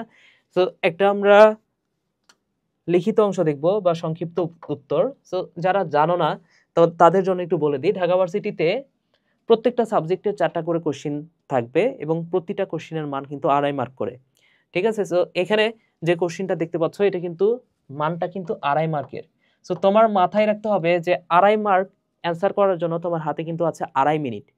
এটা খুবই মাস্ট গুরুত্বপূর্ণ একটা বিষয়, তোমাদেরকে একটু সাবধান করে দিই। সেটা হচ্ছে এই 2.5 মিনিট তুমি একটা জিনিস চিন্তা করো তো ভাইয়া, 2.5 মিনিট তুমি একটা কথা চিন্তা করতে তো 2.5 মিনিট চলে যায়। বা কোন একটা বিষয় তুমি চিন্তা করতেছো যে কি কি লিখবা, সেটা চিন্তা করতে দেখবে যে 30 সেকেন্ড বা 45 সেকেন্ড 1 মিনিট চলে গেছে। তো পরবর্তীতে থাকে তোমার হচ্ছে 1.5 মিনিট আরো। সো এই 1.5 মিনিটে কতটুকুই বা লিখবা? দেখো তো এখানে বলা আছে যে ডিএনএ প্রতিলিপন বলতে কি বুঝো? ডিএনএ প্রতিলিপনের জন্য প্রয়োজনীয় 4টা উপকরণের নাম লিখো। তো তোমার যদি জানা থাকে তুমি তো দেখার সাথে সাথে অ্যান্সার শুরু করে দিবা। আর যদি জানা না থাকে বা একটু ভাবতেছো যে আচ্ছা একটু চিন্তা করে লিখি, সেই ক্ষেত্রে কিন্তু এত সময় পাবা না তুমি, ঠিক আছে? এবং শেষে গিয়ে সবাই এই রিটেনটাতেই মারা খায়। তো এই কথাটা তোমার মনে রাখতে হবে যে তোমার প্রশ্নটা যেটা সেটা সঠিকভাবেও লিখতে হবে, 2.5 মিনিটের মধ্যেও লিখতে হবে। সো এই কারণে তোমার হাতের স্পিডটা অনেক বেশি হতে হবে। তো ডিএনএ প্রতিলিপন বলতে কি বুঝো? এটা যেহেতু এক লাইনে অ্যান্সার চাইছে, তুমি এক লাইনে অ্যান্সার করে দিবা। তোমার হচ্ছে 3-4 লাইন বানায় বড় করলে তুমি ধরে নিচ্ছ যে হয়তো বড় করে লিখলে মার্ক পাবা, বিষয়টা এমন না। তোমাকে এক লাইনে লিখলেই মার্ক কিন্তু দিয়ে দিবে। ডিএনএ প্রতিলিপন মানে কি? ডিএনএ থেকে ডিএনএ তৈরি প্রক্রিয়া, ডিএনএ থেকে ডিএনএ তৈরির প্রক্রিয়া। ডিএনএ প্রতিলিপনের জন্য প্রয়োজনীয় 4টা উপাদানের নাম লিখতে বলছে। সো ডিএনএ প্রতিলিপনের জন্য কি করতে হয়? 1 নম্বর উপাদান হচ্ছে ডিএনএ এর হেলিক্সটাকে ফার্স্টে ভাঙতে হয়। এনজাইমটা হচ্ছে হেলিকেজ। সো লাগে হচ্ছে হেলিকেজ। এরপরে সেই 2টা হেলিক্স যে আলাদা হয়ে গেল সেটা যাতে আবার পেঁচায় না যায় এই কারণে এটাকে ধরে রাখতে হয়। সো এখানে দরকার হচ্ছে এসএসবিপি সিঙ্গেল স্ট্র্যান্ড বাইন্ডিং প্রোটিন দরকার। এছাড়াও এখানে দরকার প্রাইমার দরকার, তাই কিনা? প্রাইমার দরকার। এছাড়াও এখানে কি দরকার? এখানে দরকার হচ্ছে ডিএনএ পলিমারেজ। এখানে কি দরকার? ডিএনএ পলিমারেজ এনজাইম দরকার, পলিমারেজ। এছাড়াও যদি বলি আর কি দরকার, গাইরেজ দরকার, টপোআইসোমারেজ দরকার। সো এগুলো আশা করি তোমরা জানো। 4টা উপাদানের নাম লিখতে বলছে, 4টা উপাদান এভাবে লিখে দিবা। এরপরে আসো আরো একটা টপিক, সেটা হচ্ছে জিন ও জেনেটিক কোড। জিন ও জেনেটিক কোড থেকে যে প্রশ্নগুলো আসছে দেখো। প্রথম প্রশ্নটা দেখো, গাঠনিক জিন, প্রমোটার জিন, অপারেটর জিন, রেগুলেটর জিন, এগুলাকে একত্রে কি বলা হয়? এগুলাকে একত্রে বলা হয় অপেরণ। এগুলাকে একত্রে বলা হয় ভাইয়া অপেরণ। এবং অপেরণ কি? অপেরণ হচ্ছে আদিকোষে জিন প্রকাশের একক। এটা হচ্ছে আদিকোষে জিন প্রকাশের একক। জিন প্রকাশের একক হচ্ছে অপেরণ। আশা করি বুঝতে পেরেছ। তাহলে অপেরণ সম্পর্কে আমরা পড়লাম। এরপরে আসো পলিপেপটাইড ট্রান্সলেশনের জন্য টার্মিনেশন কোডন কোনটা? টার্মিনেশন মানে হচ্ছে সমাপ্তি। সো সমাপ্তি কোডন কোনগুলা সেটা আমাদের একটু মনে রাখতে হবে। সেটা হচ্ছে, আচ্ছা ফার্স্টে আমরা একটু স্টার্ট কোডন দেখি। স্টার্ট কোডন কোনটা? Start codon. স্টার্ট কোডন হচ্ছে AUG, অগ। হ্যাঁ, সো তোমরা যারা হচ্ছে পাবজি খেলো তারা হয়তো বা এই নামটার সাথে পরিচিত। অগ মানে হচ্ছে একটা বন্দুকের নাম, অগ, AUG। এছাড়াও আরেকটা হচ্ছে stop codon. Stop codon, stop codon. তো স্টপ কোডন হচ্ছে তিনটা স্টপ কোডন কি কি? একটা হচ্ছে UAG, ওয়াগ, UGA, UAA, ওয়াগ, উগা, ওয়া। স্টপ কোডন হচ্ছে তিনটা, ওয়াগ, উগা, ওয়া। ঠিক আছে ভাইয়া, তাহলে স্টার্ট কোডন হচ্ছে অগ, আর স্টপ কোডন এইভাবে বলো, AUAG এভাবে বলো না, বলো হচ্ছে ওয়াগ, উগা, ওয়া। আমার সাথে বলো ওয়াগ, উগা, ওয়া। তাহলে এখানে ওয়াগ, উগা, ওয়া এর মধ্যে কোনোটা আছে কিনা? তাহলে দেখো তো, এই যে UGA, উগা, উগা আছে, তার মানে কি এটা অ্যান্সার। সো অ্যান্সারটা কি ভাইয়া? অ্যান্সারটা হচ্ছে টার্মিনেশন কোডন কোনটা? টার্মিনেশন কোডন বা সমাপ্তি কোডন যেটাই বলি আমি, এই যে স্টপ কোডন, এটারই আরেকটা নাম হচ্ছে টার্মিনেশন কোডন। এটা হচ্ছে টার্মিনেশন, টার্মিনেশন, ঠিক আছে, বা সমাপ্তি কোডন বলা যায়। তাহলে সমাপ্তি কোডন হচ্ছে ওয়াগ, উগা, ওয়া। তাহলে অ্যান্সার হচ্ছে এটা। এরপরের প্রশ্নটা দেখো, কোন কোডনটি কোনো অ্যামিনো অ্যাসিড নির্দেশ করে না? তাহলে এখানেও সেটাই বোঝাচ্ছে যে কোনটা স্টপ কোডন। সো স্টপ কোডনগুলা কোনো ধরনের অ্যামিনো অ্যাসিড নির্দেশ করে না। তাহলে এখানে সেই কথাটা লিখে দিই, সেটা হচ্ছে এখানে যে আমরা পড়লাম, এই যে স্টপ কোডন, এটা কোনো ধরনের অ্যামিনো অ্যাসিড নির্দেশ করে না। কোনো অ্যামিনো অ্যাসিড নির্দেশ করে না, নির্দেশ করে না। তো কোনো অ্যামিনো অ্যাসিড নির্দেশ করে না কোন কোডনটা? অ্যান্সার হচ্ছে ভাইয়া উগা। এরপরে আসো দেখো, বলছে নিচের কোন অ্যামিনো অ্যাসিডের জন্য 4টা কোডন আছে? আমার সাথে একটা ওয়ার্ড বলো, সেটা হচ্ছে লাভারলি। লাভ আর লি, লাভারলি। তো লাভারলি, এখানে লাতে মনে রাখো, লা মানে হচ্ছে লাইসিন, লা মানে হচ্ছে, আচ্ছা লাভারলি তোমার হচ্ছে পুরো নামটার নাম মনে রাখলে হবে। তো এখান থেকে আরো কিছু কথা মনে রাখো, 2 4 6 6। তাহলে লাভারলি 2 4 6 6, লাভারলি 2 4 6 6। অর্থাৎ এখানে লা মানে হচ্ছে লাইসিন, যার কোডন হচ্ছে, কোডন সংখ্যা হচ্ছে 2টা। তাহলে লাইসিনের জন্য 2টা কোডন আছে। ভতে হচ্ছে ভ্যালিন, ভ্যালিনের জন্য 4টা কোডন আছে। আর মানে হচ্ছে আর্জিনিন, যার জন্য 6টা কোডন আছে। এবং লিউসিন, লিউসিনের জন্য 6টা কোডন। সো তোমার যদি জাস্ট মনে নাও থাকে না, তারপরেও তুমি অ্যান্সার করতে পারবা। দেখো তুমি জাস্ট এতটুকুই মনে রাখো, লাভারলি 2 4 6 6, লাভারলি 2 4 6 6। কিভাবে পারবা দেখো, এখানে বলছো 4টা কোডন, তাহলে 4টা কি? লাভ, এটা তো 2, তারপর হচ্ছে 4, তাহলে লাভ। ভতে হচ্ছে, এখানে তো দেখো তো ভ দ্বারা কোনটা আছে? ভ দ্বারা একটাই আছে, সেটা হচ্ছে ভ্যালিন। ভ দ্বারা একটাই অ্যান্সার অপশন আছে, সেটা হচ্ছে ভ্যালিন। ইজি, তাই কিনা? ওকে, তাহলে এতক্ষণ ধরে আমরা বিগত বছরে যতগুলো কোশ্চেন হয়েছে এই অধ্যায় থেকে সবগুলা নিয়ে আলোচনা করেছি। এবার আসলে আমরা কিছু প্র্যাকটিস কোশ্চেন করব। সো প্র্যাকটিস কোশ্চেনের প্রথম কোশ্চেনটা দেখো, দুটি কূপ পাশাপাশি থাকলে তাকে কি বলা হচ্ছে? সো এটা আশা করি তোমাদের জানা কথা, সেটা হচ্ছে পিট পেয়ার বা পিট জোড়। আচ্ছা, তাহলে আমি যদি একটু গঠনটা দেখাই, দেখো কোষ প্রাচীরের গঠন। কোষ প্রাচীরের একদম মাঝখানে কি থাকে? কোষ প্রাচীরের ঠিক মাঝখানে থাকে কোষ মধ্যপর্দা, একদম মাঝে থাকে মধ্যপর্দা। এবং এই মধ্যপর্দার ওপরে যে প্রাচীরটা, সেটাকে বলা হচ্ছে প্রাথমিক প্রাচীর, এটাকে বলা হচ্ছে প্রাথমিক প্রাচীর। এবং তার উপরে 3 স্তর বিশিষ্ট সেকেন্ডারি প্রাচীর থাকে। সো এটা হচ্ছে সেকেন্ডারি প্রাচীর। কয় স্তর বিশিষ্ট? 3 স্তর বিশিষ্ট। তো এটা হচ্ছে 3 স্তর বিশিষ্ট।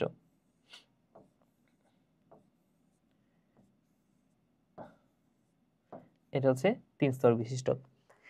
ঠিক আছে, তাহলে আমরা এটা নিয়ে একটু বৈশিষ্ট্যগুলো দেখিয়ে ফেলি। হ্যাঁ, যেহেতু সবকিছু আমরা বিস্তারিত পড়তেছি, এগুলো থেকে প্রশ্ন হওয়ার মতো, তাই আমরা একটু দেখিয়ে ফেলি। তাহলে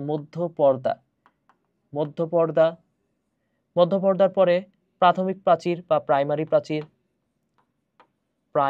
প্রাচীর, এবং তারপরে হচ্ছে সেকেন্ডারি প্রাচীর। সেকেন্ডারি প্রাচীর। সেকেন্ডারি প্রাচীর। তাহলে বলো তো ভাইয়া, একদম যদি বলা হয় যে সাধারণ পর্দা কোনটা, সাধারণ পর্দা হচ্ছে কিন্তু এই যে মধ্য পর্দা। মধ্য পর্দাটা হচ্ছে দুইটা কোষের মধ্যে সাধারণ পর্দা। সো এখানে মধ্য পর্দা যেটা, সেটা কিন্তু সাধারণ, এটা হচ্ছে সাধারণ পর্দা। এখন এই মধ্য পর্দা, এটা তো প্রথম স্তর, এটা হচ্ছে দ্বিতীয় স্তর, এটা হচ্ছে তৃতীয় স্তর। তৃতীয় স্তর যদি বলা হয় যে কোনটার ব্যাস কত, এটা হচ্ছে 1 থেকে 3 মাইক্রোমিটার এবং এটা হচ্ছে 5 থেকে 10 মাইক্রোমিটার। ঠিক আছে ভাইয়া। এরপরে দেখো মধ্য পর্দা, এটা হচ্ছে সাধারণ পর্দা এবং কয়টা স্তর আছে এখানে, একটা স্তর আছে, তাই কিনা? তো এটা মনে রাখার দরকার নাই, প্রাইমারি প্রাচীরটা মনে রাখো, এটা হচ্ছে এক স্তরী, এটা হচ্ছে এক স্তরী। আর এটা কত স্তরী? আমরা একটু আগে দেখলাম 3 স্তরী, তাই কিনা? এরপরে যে বিষয়টা মনে রাখবা সেটা হচ্ছে এই মধ্য পর্দা কি দ্বারা গঠিত, মনে রাখো ভাইয়া, মধ্য পর্দা গঠিত হয় পেকটিক অ্যাসিড দ্বারা, তাই কিনা? সো এটা কি দ্বারা গঠিত হয়? এটা হচ্ছে pectic acid. Pectic acid. Primary পর্দা কি দ্বারা গঠিত ভাইয়া? প্রাইমারি পর্দা গঠিত হয় সেলুলোজ, হেমিসেলুলোজ এবং গ্লাইকোপ্রোটিন দ্বারা। সো এটা গঠিত হচ্ছে সেলুলোজ, সেলুলোজ, হেমিসেলুলোজ, হেমিসেলুলোজ এবং আরেকটা হচ্ছে গ্লাইকোপ্রোটিন, গ্লাইকোপ্রোটিন। এই গ্লাইকোপ্রোটিন দ্বারা গঠিত। আর সেকেন্ডারি প্রাচীর, এটা গঠিত হয় সেলুলোজ ও লিগনিন দ্বারা। মনে রাখো, এটা হচ্ছে সেলুলোজ, সেলুলোজ ও লিগনিন, লিগনিন। তাহলে এই উপাদানগুলোর দ্বারা এই সেকেন্ডারি প্রাচীরটা গঠিত। তাহলে দেখো আমরা উপাদানগুলো জেনে গেলাম। এরপর আসো আরো কিছু বৈশিষ্ট্য আমি বলে দিই। যেমন যেমন এই মধ্য পর্দাটা কোথায় পাওয়া যায়? এটা কিন্তু সব জায়গাতে পাওয়া যায়, সব প্রাচীরে পাওয়া যায়, তাই না? এটা হচ্ছে সব ধরনের কোষ প্রাচীরে পাওয়া যায়, তাহলে এটা হচ্ছে সব কোষে পাওয়া যাচ্ছে। প্রাইমারি প্রাচীরটা কোথায় তৈরি হয়? এটা তৈরি হচ্ছে অধিক মাত্রায় বিপাকীয় যে কোষগুলা বা ভাজক কোষ, তাহলে এটা পাওয়া যাচ্ছে অধিক মাত্রায় বিপাকীয় কোষ, অধিক মাত্রায় বিপাকীয় কোষ, বিপাকীয় কোষে এটা পাওয়া যাচ্ছে। এবং এই যে সেকেন্ডারি প্রাচীর, এটা কোথায় গঠিত হয়? মনে রাখো ভাই, এটা তৈরি হয় স্থায়ী স্থায়ী কোষে। ঠিক আছে, এটা কোথায় তৈরি হয়? এটা হচ্ছে স্থায়ী কোষে। আরো একটা কথা, সেটা হচ্ছে এই যে পিট পেয়ার নিয়ে যে কথাটা বলা আছে, যে দুইটা কোপ পাশাপাশি থাকলে সেটাকে কি বলা হচ্ছে? পিট পেয়ার।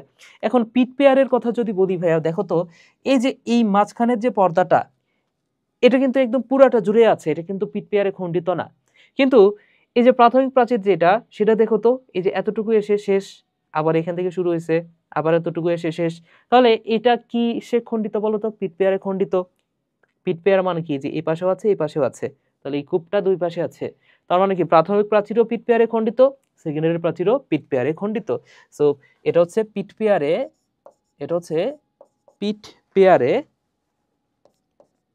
পিট পেয়ারে এটা হচ্ছে খণ্ডিত নয়, খণ্ডিত নয়। এটা হচ্ছে খণ্ডিত, খণ্ডিত, এটাও কিন্তু খণ্ডিত। আশা করি বুঝতে পেরেছো, এটাও কিন্তু খণ্ডিত। ঠিক আছে ভাইয়া, ওকে। তাহলে দেখো আমরা অনেকগুলো বৈশিষ্ট্য পড়ে ফেলছি। পরের প্রশ্নটা আচ্ছা, আরেকটা কথা, সেটা হচ্ছে এই যে দেখো, আরেকটা কথা বলে দিই, সেটা হচ্ছে এই যে এইখানে মধ্যপর্দা, এই মধ্যপর্দার মাঝখানে এইখানে একটা ছিদ্রপথ পাওয়া যায়। এই ছিদ্রপথের মাধ্যমে দুইটা কোষের মধ্যে কোনো কোষীয় বস্তু আদান প্রদান ঘটে। তো এই যে ছিদ্রপথটা, এই ছিদ্রপথটার নাম হচ্ছে প্লাজমোডেসমাটা। তো এখানে যে ছিদ্রপথটার নাম কি ভাইয়া? ছিদ্রপথটা, আচ্ছা একটু পরে এমসিকিউ আছে, দেখো ছিদ্রপথের নাম হচ্ছে প্লাজমোডেসমাটা। তাহলে দেখো পরের প্রশ্নটা দেখো, পাশাপাশি কোষ প্রাচীরে সূক্ষ্ম ছিদ্রপথে সাইটোপ্লাজমিক সংযোগ স্থাপিত হলে সেটাকে কি বলা হচ্ছে? সেটার নাম হচ্ছে প্লাজমোডেসমাটা। ঠিক আছে, অ্যান্সারটা হচ্ছে প্লাজমোডেসমাটা। কোনটি আদিকোষে রাইবোজোমের উপএকক? তো আমরা জানি যে রাইবোজোম দুই ধরনের, একটা হচ্ছে 70s রাইবোজোম, আরেকটা হচ্ছে 80s রাইবোজোম। তো এই 70s রাইবোজোমের আবার দুইটা উপ একক আছে, একটা হচ্ছে 50s এবং আরেকটা হচ্ছে 30s। আর 80s রাইবোজোমের দুইটা উপ একক আছে, একটা হচ্ছে 60s আর একটা হচ্ছে 40s। ঠিক আছে ভাইয়া? তো একটা হচ্ছে 70s আর একটা হচ্ছে 80s। দুইটার উপ একক হচ্ছে 50s 30s 60s 40s। তো এখান থেকে যে কথাটা মনে রাখবা, 70s রাইবোজোম যেটা, আচ্ছা ফার্স্টে বলি 80s রাইবোজোম এটা কোথায় পাওয়া যায়? এটা কিন্তু আদি কোষে পাওয়া যায় না, এটা শুধুমাত্র প্রকৃত কোষেই পাওয়া যায়। ঠিক আছে? সো এটা কোথায় পাওয়া যায়? এটা হচ্ছে প্রকৃত কোষে। প্রকৃত কোষে, যেমন আমাদের কোষে পাওয়া যায় 80s রাইবোজোম। আর 70s তাহলে কোথায় পাওয়া যাবে? এটা পাওয়া যাবে আদি কোষে। কোথায় পাওয়া যাচ্ছে? এটা পাওয়া যাচ্ছে আদি কোষে। এখন প্রকৃত কোষের মধ্যেও না এই 70s রাইবোজোমটা থাকে। যেমন আমরা হচ্ছে মাইটোকন্ড্রিয়ার গঠনটা পড়ছি না? মাইটোকন্ড্রিয়ার গঠনে আমরা দেখেছি যে সেখানে কি আছে? রাইবোজোম আছে, এবং সেই রাইবোজোমটা কিন্তু 70s রাইবোজোম। এখন মাইটোকন্ড্রিয়া তো প্রকৃত কোষের মধ্যেও আছে, তাহলে এই মাইটোকন্ড্রিয়ার ভেতরে আবার 70s রাইবোজোম আছে। তার মানে কি আমরা বলতে পারি প্রকৃত কোষের ভেতরেও 70s রাইবোজোমটা থাকে। তাহলে এই যে 70s রাইবোজোমটা, এটা আদি কোষেই শুধু না, এটা প্রকৃত কোষেও থাকে। এটা প্রকৃত কোষ, দুইটা কোষেই থাকে। তাহলে ভাইয়া আদি কোষে কোনটা থাকে? 70s থাকে, এবং 70s এর দুইটা উপ একক 50s and 30s। ওকে, কোন অঙ্গাণুটির মাধ্যমে অটোফাগি ঘটে? সো এখানে লাইসোজোম নামে যে অঙ্গাণুটা আছে, এই লাইসোজোম কয়েকটা কাজ করে, যেমন এটা ঘটায় অটোফ্যাগি। এটা ঘটায় অটোলাইসিস।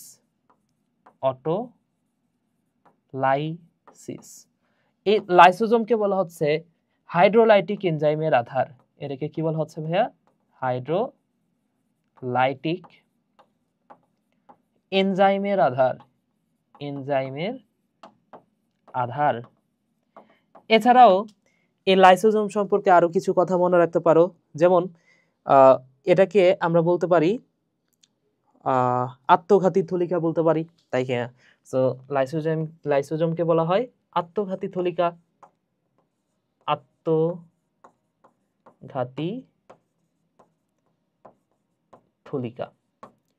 তাহলে দেখো এগুলো হচ্ছে লাইসোজোমের কাজ।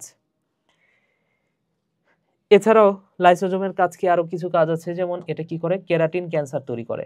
এটা কি করে ভাইয়া? কেরাটিন ক্যান্সার এগুলো তৈরি করে, কেরাটিন ক্যান্সার। ওকে, এরপরে প্রশ্নটা দেখো, কোষ বিভাজনের সময় কোষ প্লেট তৈরি করে কোন অঙ্গাণু? তো কোষ বিভাজনের সময় কোষ প্লেট তৈরিতে সাহায্য করে হচ্ছে গোলজি বডি। এই কথাটা মনে রাখো।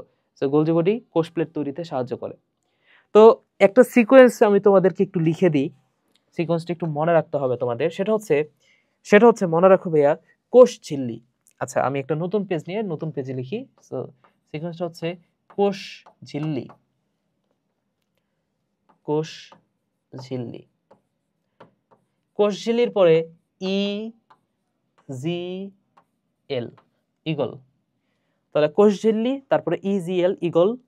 তারপরে যে কথাটা মনে রাখবা, এল এর পরে মনে রাখবা একটা হচ্ছে কেরাটিন এবং কতে ক্যান্সার, ক্যান্সার। তাহলে কোষ ঝিল্লি, ইগল, কেরাটিন, ক্যান্সার, কোষ ঝিল্লি, ইগল, কেরাটিন, ক্যান্সার। তো এখানে ই থেকে যে কথাটা মনে রাখবা, ইর মাথার উপরে লিখো সেলুলোজ। গোলজি বডি থেকে মনে রাখো এটা হচ্ছে হেমিসেলুলোজ।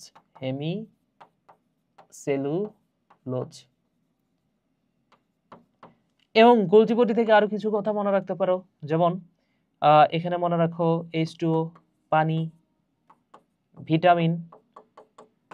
এখান থেকে মনে রাখো এনজাইম। ওকে, সো এই কথাগুলো মনে রাখো। তাহলে কোষ ঝিল্লি, ইগল, কেরাটিন, ক্যান্সার, কোষ ঝিল্লি, ইগল, কেরাটিন, ক্যান্সার। সো ই মানে হচ্ছে সেলুলোজ, হেমিসেলুলোজ, পানি, ভিটামিন, এনজাইম, এবং এলতে হচ্ছে কেরাটিন, ক্যান্সার। এই কথাগুলো মনে রাখো। এখন এটা দ্বারা আমি কি বোঝাচ্ছি?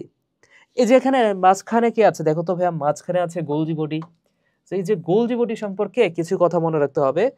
গোলজি বডি সম্পর্কে যে কথাটা মনে রাখবা সেটা হচ্ছে, এই যে গোলজি বডি, এর কিছু অপর নাম আছে। এই অপর নামগুলো একটু আমি বলে দিই। গোলজি বডির অপর নাম হচ্ছে, এটা এটাকে বলা হয় ইডিওসোম। ইডিওসোম। এটাকে বলা হয় ডিকটায়োসোম। ডিকটায়োসোম। এটাকে বলা হয় লাইপোকন্ড্রিয়া। লাইপোকন্ড্রিয়া। এটাকে আরো কিছু নামে ডাকা হয়, যেমন এটাকে বলা হয় কোষের ট্রাফিক পুলিশ। এটাকে বলা হচ্ছে কোষের ট্রাফিক পুলিশ। Traffic police. এছাড়াও এটাকে আরো কিছু নামে দেখা যায়, যেমন এটাকে বলা হয় carbohydrate factory. Carbohydrate factory. Hydrate factory. তাহলে দেখো এগুলা হচ্ছে। আচ্ছা, আরো একটা নাম বলতে পারি, কোষের প্যাকেজিং কেন্দ্র। কোষের প্যাকেজিং কেন্দ্র। প্যাকেজিং কেন্দ্র। ঠিক আছে, তাহলে দেখো ভাইয়া, গোলজি বডিকে আমরা অনেকগুলো অপর নামে রাখতে পারি, অর্থাৎ গোলজি বডিকে দেখো কোষের ট্রাফিক পুলিশ বলা হচ্ছে। তার মানে কি, কোষের ট্রাফিক পুলিশের যেমন কাজ কি, রাস্তা পারাপার করা, তো গোলজি বডিরও এরকম কাজ আছে যে কোন একটা অঙ্গাণুকে বা কোন একটা উপাদানকে অন্য উপাদানে নিয়ে যেতে চাইলে এই যে ট্রাফিক পুলিশের মতো কাজ করতেছে গোলজি বডি, সেখানে নিয়ে যাচ্ছে। আচ্ছা, এখন এই যে ই1 হচ্ছে এন্ডোপ্লাজমিক রেটিকুলাম। এন্ডোপ্লাজমিক রেটিকুলাম থেকে সেলুলোজ তৈরি হয়। এছাড়াও এন্ডোপ্লাজমিক রেটিকুলাম থেকে অনেক অঙ্গাণু তৈরি হয়, যেমন ধরে নাও এখানে এন্ডোপ্লাজমিক রেটিকুলাম থেকে তৈরি হচ্ছে লাইসোজোম। কি বললাম বলো তো ভাইয়া? ধরে নাও এন্ডোপ্লাজমিক রেটিকুলাম থেকে লাইসোজোম তৈরি হচ্ছে। এখন এই লাইসোজোমকে প্যাকেট করতে হবে বা এর চারদিকে একটা আবরণ দিতে হবে। তো এই আবরণ দেওয়ার কাজটা করে হচ্ছে গোলজি বডি। ঠিক আছে, তো এই কারণে গোলজি বডিকে বলা হয় কোষের প্যাকেজিং কেন্দ্র। তাহলে কি বললাম ভাইয়া বলো তো? এন্ডোপ্লাজমিক রেটিকুলাম সে অনেক কিছু তৈরি করে, যেমন এন্ডোপ্লাজমিক রেটিকুলাম ধরে নাও যে লাইসোজোম তৈরি করলো, এই লাইসোজোমকে প্যাকেট করে কে? প্যাকেজিং কেন্দ্র হচ্ছে গোলজি বডি, তার প্যাকেট করা হচ্ছে গোলজি বডি। এছাড়া গোলজি বডির আরো কাজ কি? এটা পানি নির্গমন করে, ভিটামিন তৈরি করে, এনজাইম নির্গমন করে, হেমিসেলুলোজ তৈরি করে। সো এগুলো হচ্ছে গোলজি বডির কাজ। আচ্ছা, এছাড়াও আরো কি আছে গোলজি বডির কাজ? দেখো গোলজি বডির নামের মধ্যে আছে, এটা হচ্ছে কার্বোহাইড্রেট ফ্যাক্টরি। তার মানে কি, এটা হচ্ছে কার্বোহাইড্রেট, শর্করা তৈরি করে। গোলজি বডিতে আর কি কাজ আছে? শর্করা তৈরি। শর্করা তৈরি। প্রোটিন তৈরি কার কাজ? রাইবোজোমের কাজ। তাহলে অপ্রোটিন তৈরি কার কাজ? গোলজি বডির কাজ। তো এটা অপ্রোটিন তৈরি করে। অপ্রোটিন তৈরি করে। এছাড়াও আরো কিছু কথা বলতে পারি আমরা, যেমন গোলজি বডি, এই যে এখানে তো একটা পাইছি আমরা, কোষ প্লেট তৈরি করে। গোলজি বডি কি করে? কোষ প্লেট। কোষ প্লেট। কোষ প্লেট তৈরি করে। এবং যে কথাটা অবশ্যই মনে রাখতে হবে, যে কথাটা মনে রাখতেই হবে, সেটা হচ্ছে গোলজি বডির আরেকটা কাজ হচ্ছে এটা অ্যাক্রোজোম তৈরি করে। শুক্রাণুর অ্যাক্রোজোম তৈরি করে। শুক্রাণুর অ্যাক্রোজোম। অ্যাক্রোজোম তৈরি করে। তাহলে দেখো এগুলো হচ্ছে গোলজি বডির কাজ। এগুলো হচ্ছে গোলজি বডির কাজ।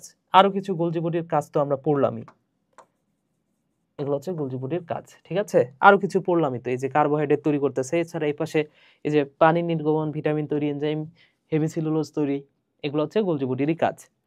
হ্যাঁ, এছাড়াও প্যাকেট করতেছে, প্যাকেট করাও গোলজি বডির কাজ। আচ্ছা, তাহলে আশা করি বুঝতে পেরেছো এখানে কোষ প্লেট তৈরি করা কার কাজ ভাইয়া? গোলজি বডির কাজ। ঠিক আছে, পরের প্রশ্নটাতে যাই। আচ্ছা, আরেকটা প্রশ্ন যদি আমি এখান থেকে করি ভাইয়া, দেখো তো, আরেকটা প্রশ্ন যদি তোমাদেরকে করি, দেখো তোমরা হয়তো বা অনেকে ঘাবড়ায় যাবা। তোমাকে যদি বলি যে শর্করা জাতীয় খাদ্য তৈরির কারখানা কে? আমি যদি তোমাকে প্রশ্ন করি যে শর্করা জাতীয়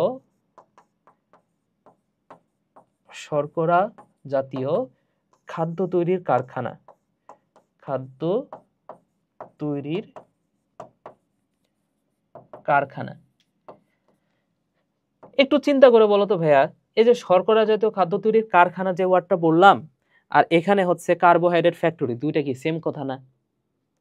কার্বোহাইড্রেট মানে কি শর্করা, ফ্যাক্টরি মানে কি কারখানা, তাহলে শর্করা তৈরির কারখানা, এটা কি কার্বোহাইড্রেট ফ্যাক্টরি, সেম কথা না? কিন্তু তারপরেও তোমাকে যদি প্রশ্ন করে যে কার্বোহাইড্রেট ফ্যাক্টরি কার অপর নাম? Golgi body. আর যদি তোমাকে প্রশ্ন করে যে শর্করা জাতীয় খাদ্য তৈরির কারখানাকে, অ্যান্সারটা হবে ভাইয়া ক্লোরোপ্লাস্ট। বুঝতে পেরেছো? দুইটা দেখতে সেম মনে হইলো, যদি প্রশ্ন করে এইভাবে আমাকে অ্যান্সার দিতে হবে কিন্তু সেইভাবেই, ঠিক আছে? সো অ্যান্সার হচ্ছে ক্লোরোপ্লাস্ট। ক্লোরোপ্লাস্ট। এছাড়াও ক্লোরোপ্লাস্ট সম্পর্কে আরেকটা কথা মনে রাখতে হবে। ক্লোরোপ্লাস্ট সম্পর্কে যে কথাটা মনে রাখতে হবে, এটা হচ্ছে কোষের রান্নাঘর বলা হয়। এটা হচ্ছে কোষের রান্নাঘর। কোষের রান্নাঘর। ঠিক আছে, আসো সামনের দিকে আগাই। মাইটোকন্ড্রিয়ার প্রধান কাজ কি?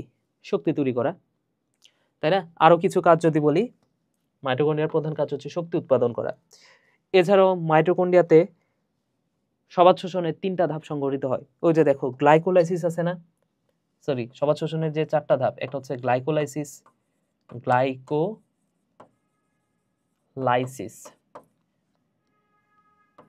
এরপরে কি আছে বলতো? এসিটাইল কোএ সৃষ্টি,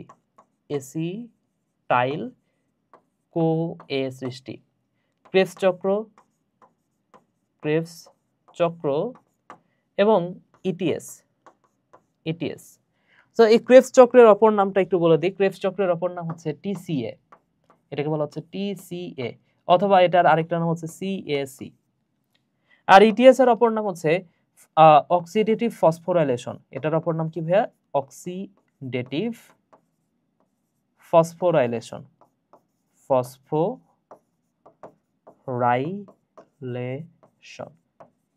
সো তোমাকে যদি বলা হয় যে গ্লাইকোলাইসিস কোথায় হয়, মনে রাখো ভাইয়া গ্লাইকোলাইসিস হয়, এই গ্লাইকোলাইসিস কোথায় সংঘটিত হয় ভাইয়া? মনে রাখো গ্লাইকোলাইসিস সংঘটিত হয় হচ্ছে সাইটোপ্লাজমে। সো এর মধ্যে এই কয়েকটার মধ্যে শুধুমাত্র গ্লাইকোলাইসিস এটা সংঘটিত হয় সাইটোপ্লাজমে।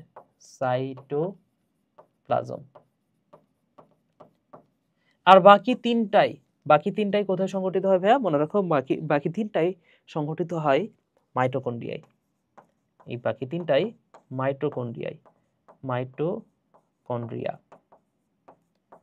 আশা করি বুঝতে পেরেছো। আচ্ছা, মাইটোকন্ড্রিয়ার আরো কিছু কাজ আছে, যেমন একটা কাজ তো আমরা পাইলাম শক্তি উৎপাদন করা।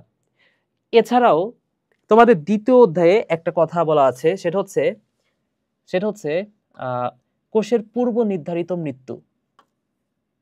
মাইটোকন্ড্রিয়ার কাজ যদি বলি, মাইটোকন্ড্রিয়ার কাজ কি কি আসলে? তো একটা হচ্ছে কোষের পূর্ব নির্ধারিত মৃত্যু, যেটাকে বলা হয় অ্যাপোপ্টোসিস। ওই যে কোষের মৃত্যু আছে না, একটা হচ্ছে নেক্রোসিস আর একটা হচ্ছে অ্যাপোপ্টোসিস। এর মধ্যে যেটা হচ্ছে অ্যাপোপ্টোসিস, কোষের পূর্ব নির্ধারিত মৃত্যু যেটা, সেটা নিয়ন্ত্রণ করে হচ্ছে মাইটোকন্ড্রিয়া। তাহলে এই যে অ্যাপোপ্টোসিস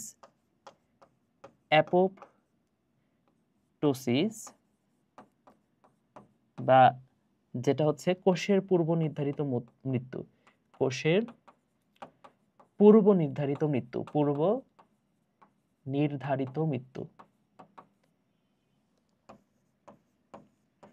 এই কোষের পূর্ব নির্ধারিত মৃত্যু, এটা কিন্তু নিয়ন্ত্রণ করে হচ্ছে মাইটোকন্ড্রিয়া। এই কোষের পূর্ব নির্ধারিত মৃত্যু হচ্ছে নিয়ন্ত্রণ করে। কোষের পূর্ব নির্ধারিত মৃত্যু বলতে কি বোঝাতে হচ্ছে? যেমন লোহিত রক্তকণিকা কতদিন পর পর মারা যায়? 120 দিন পর পর মারা যায়। এই বিষয়টা নিয়ন্ত্রণ করে কে? মাইটোকন্ড্রিয়া। আচ্ছা, দ্বিতীয় কাজ যদি বলা হয়, এটা হচ্ছে মাইটোকন্ড্রিয়ার কাজগুলো এইভাবে পড়তে পারো। মাইটোকন্ড্রিয়ার কাজগুলো হচ্ছে জোড়ায় যে কাজগুলো হচ্ছে জোড়ায় সেটা হচ্ছে মাইটোকন্ড্রিয়ার কাজ। যেমন মাইটোকন্ড্রিয়া কি করে? ডিএনএ আরএনএ তৈরি করে। এই যে দেখো জোড়ায় আছে না, ডিএনএ আরএনএ। তৃতীয় কাজ হচ্ছে মাইটোকন্ড্রিয়া প্রোটিন সংশ্লেষ স্নেহ বিপাক। তাহলে দেখো জোড়ায় প্রোটিন সংশ্লেষ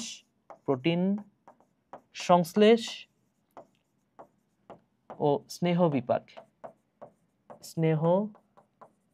বিপাক। এরপরে দেখো 3 নম্বর হচ্ছে ডিম্বাণু শুক্রাণু, 4 নম্বর হচ্ছে ডিম্বাণু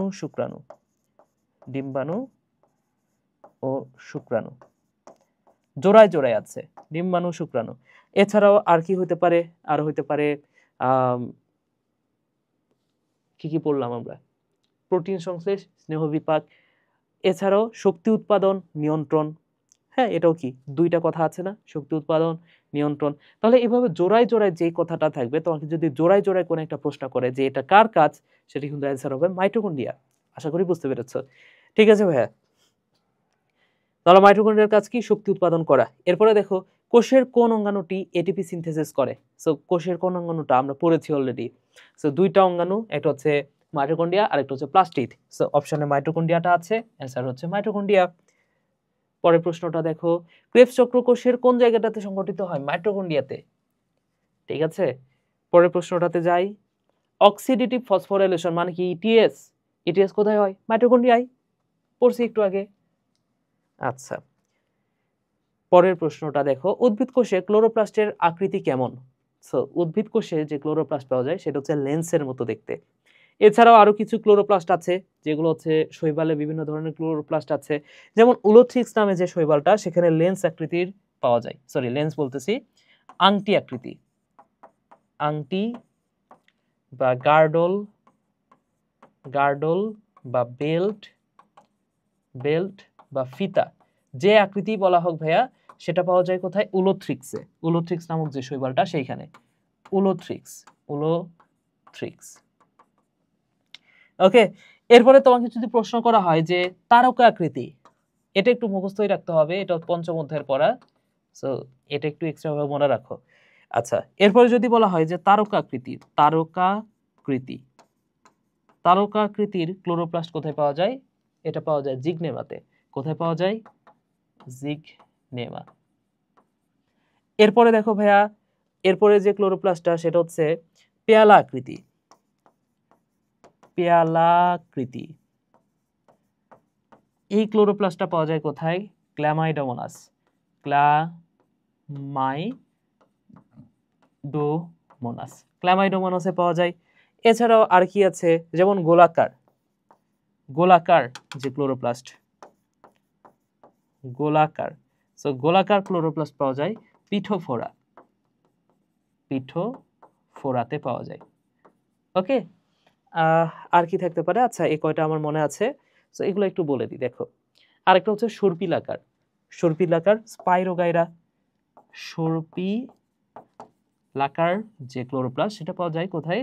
স্পাইরোগাইরাতে, স্পাইরোগাইরা, স্পাইরোগাইরায় পাওয়া যায়। তাহলে দেখো ভাইয়া, এখানে সর্পিলাকার শতে সর্পিলাকার শতে স্পাইরোগাইরা, শতে সর্পিলাকার শতে স্পাইরোগাইরা। আচ্ছা, তোমার পিঠে যদি একটা ফোড়া ওঠে সেটা দেখতে কেমন হবে? গোলাকার হবে। হ্যাঁ, তোমরা হচ্ছে আই মুভি দেখছো? আই মুভিতে দেখো না যে নায়কের হচ্ছে দেহে যখন আই ভাইরাসটা প্রবেশ করে, পিঠে একটা বহুত বড় ফোড়া ওঠে এবং সেটা দেখতে কেমন? গোলাকার। সো পিঠে যার ফোড়া আছে, এই ফোড়াটা তো দেখতে গোলাকারই হবে, তাই না? পিঠো ফোড়ার উদাহরণ হচ্ছে, পিঠো ফোড়ার যে ক্লোরোপ্লাস্ট সেটা দেখতে গোলাকার। পেয়ালা আকৃতি। আচ্ছা ভাইয়া, পেয়ালাতে করে আমরা কি খাই? চা খাই।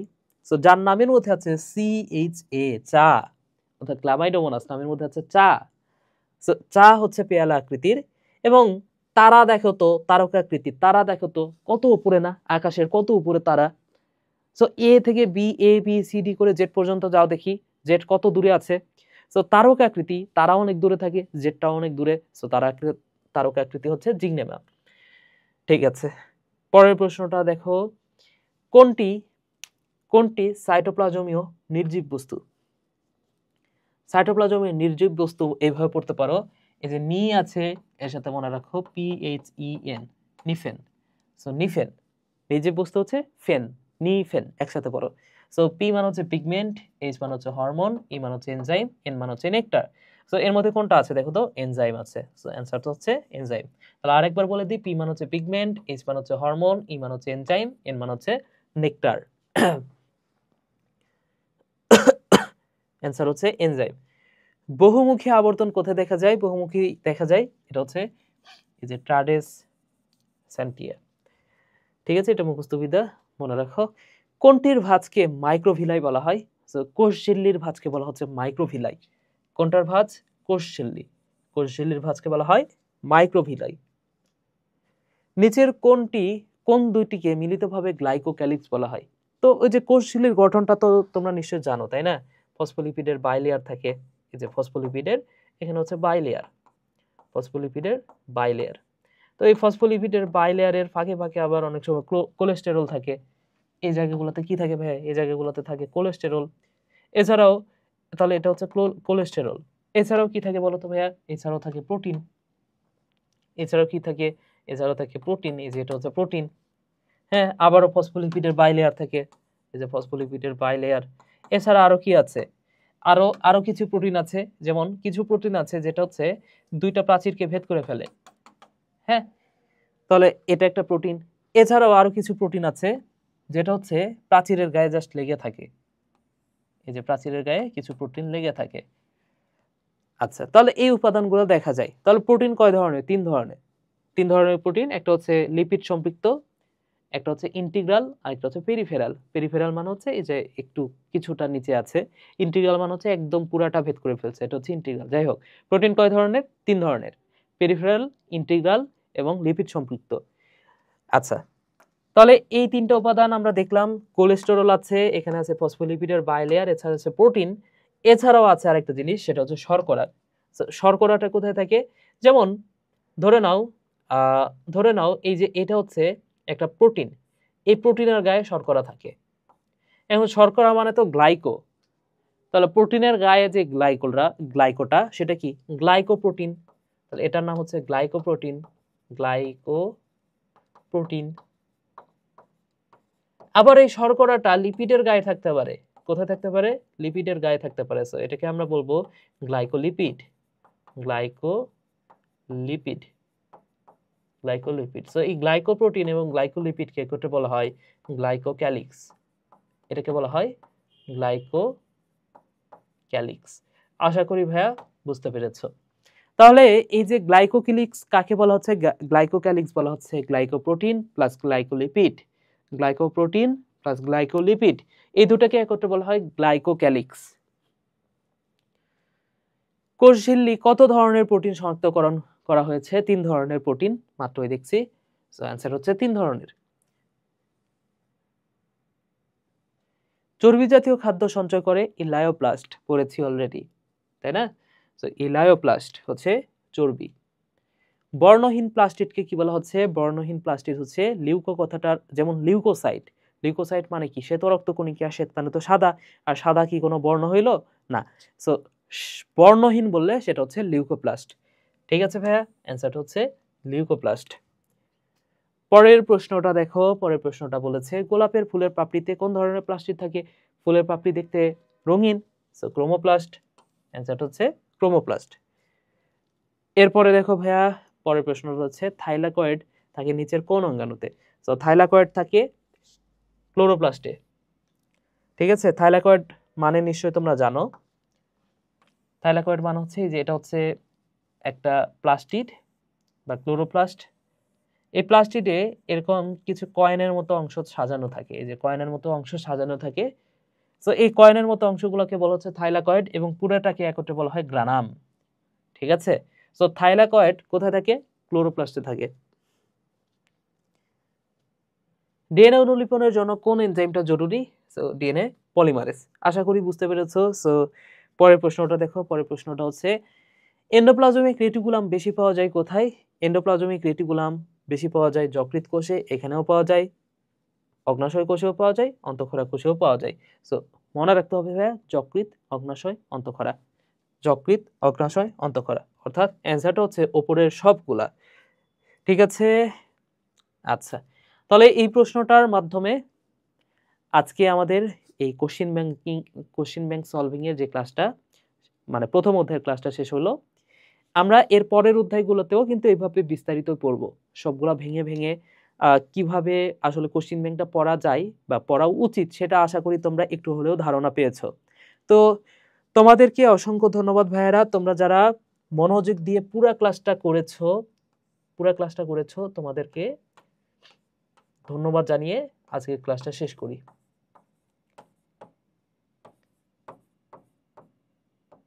আচ্ছা, এবং শেষে একটা কথা বলে দিই জাস্ট, সেটা হচ্ছে যে তোমাদের যদি যে কোনো ধরনের সমস্যা থাকে তোমরা কিন্তু তোমাদের জন্য একটা কিন্তু গ্রুপ আছে ফেসবুকে। সো সেই ফেসবুক গ্রুপে কিন্তু আমাকে মেনশন দিয়ে পোস্ট করতে পারো, ঠিক আছে, যে কোনো ধরনের সমস্যায়। তো তোমাদের ঢাকা ভার্সিটির যে কোনো হেল্প লাগলে আমি তোমাদের সাথে আছি। সো তোমরা সবাই ভালো থাকো, সুস্থ থাকো, টাটা।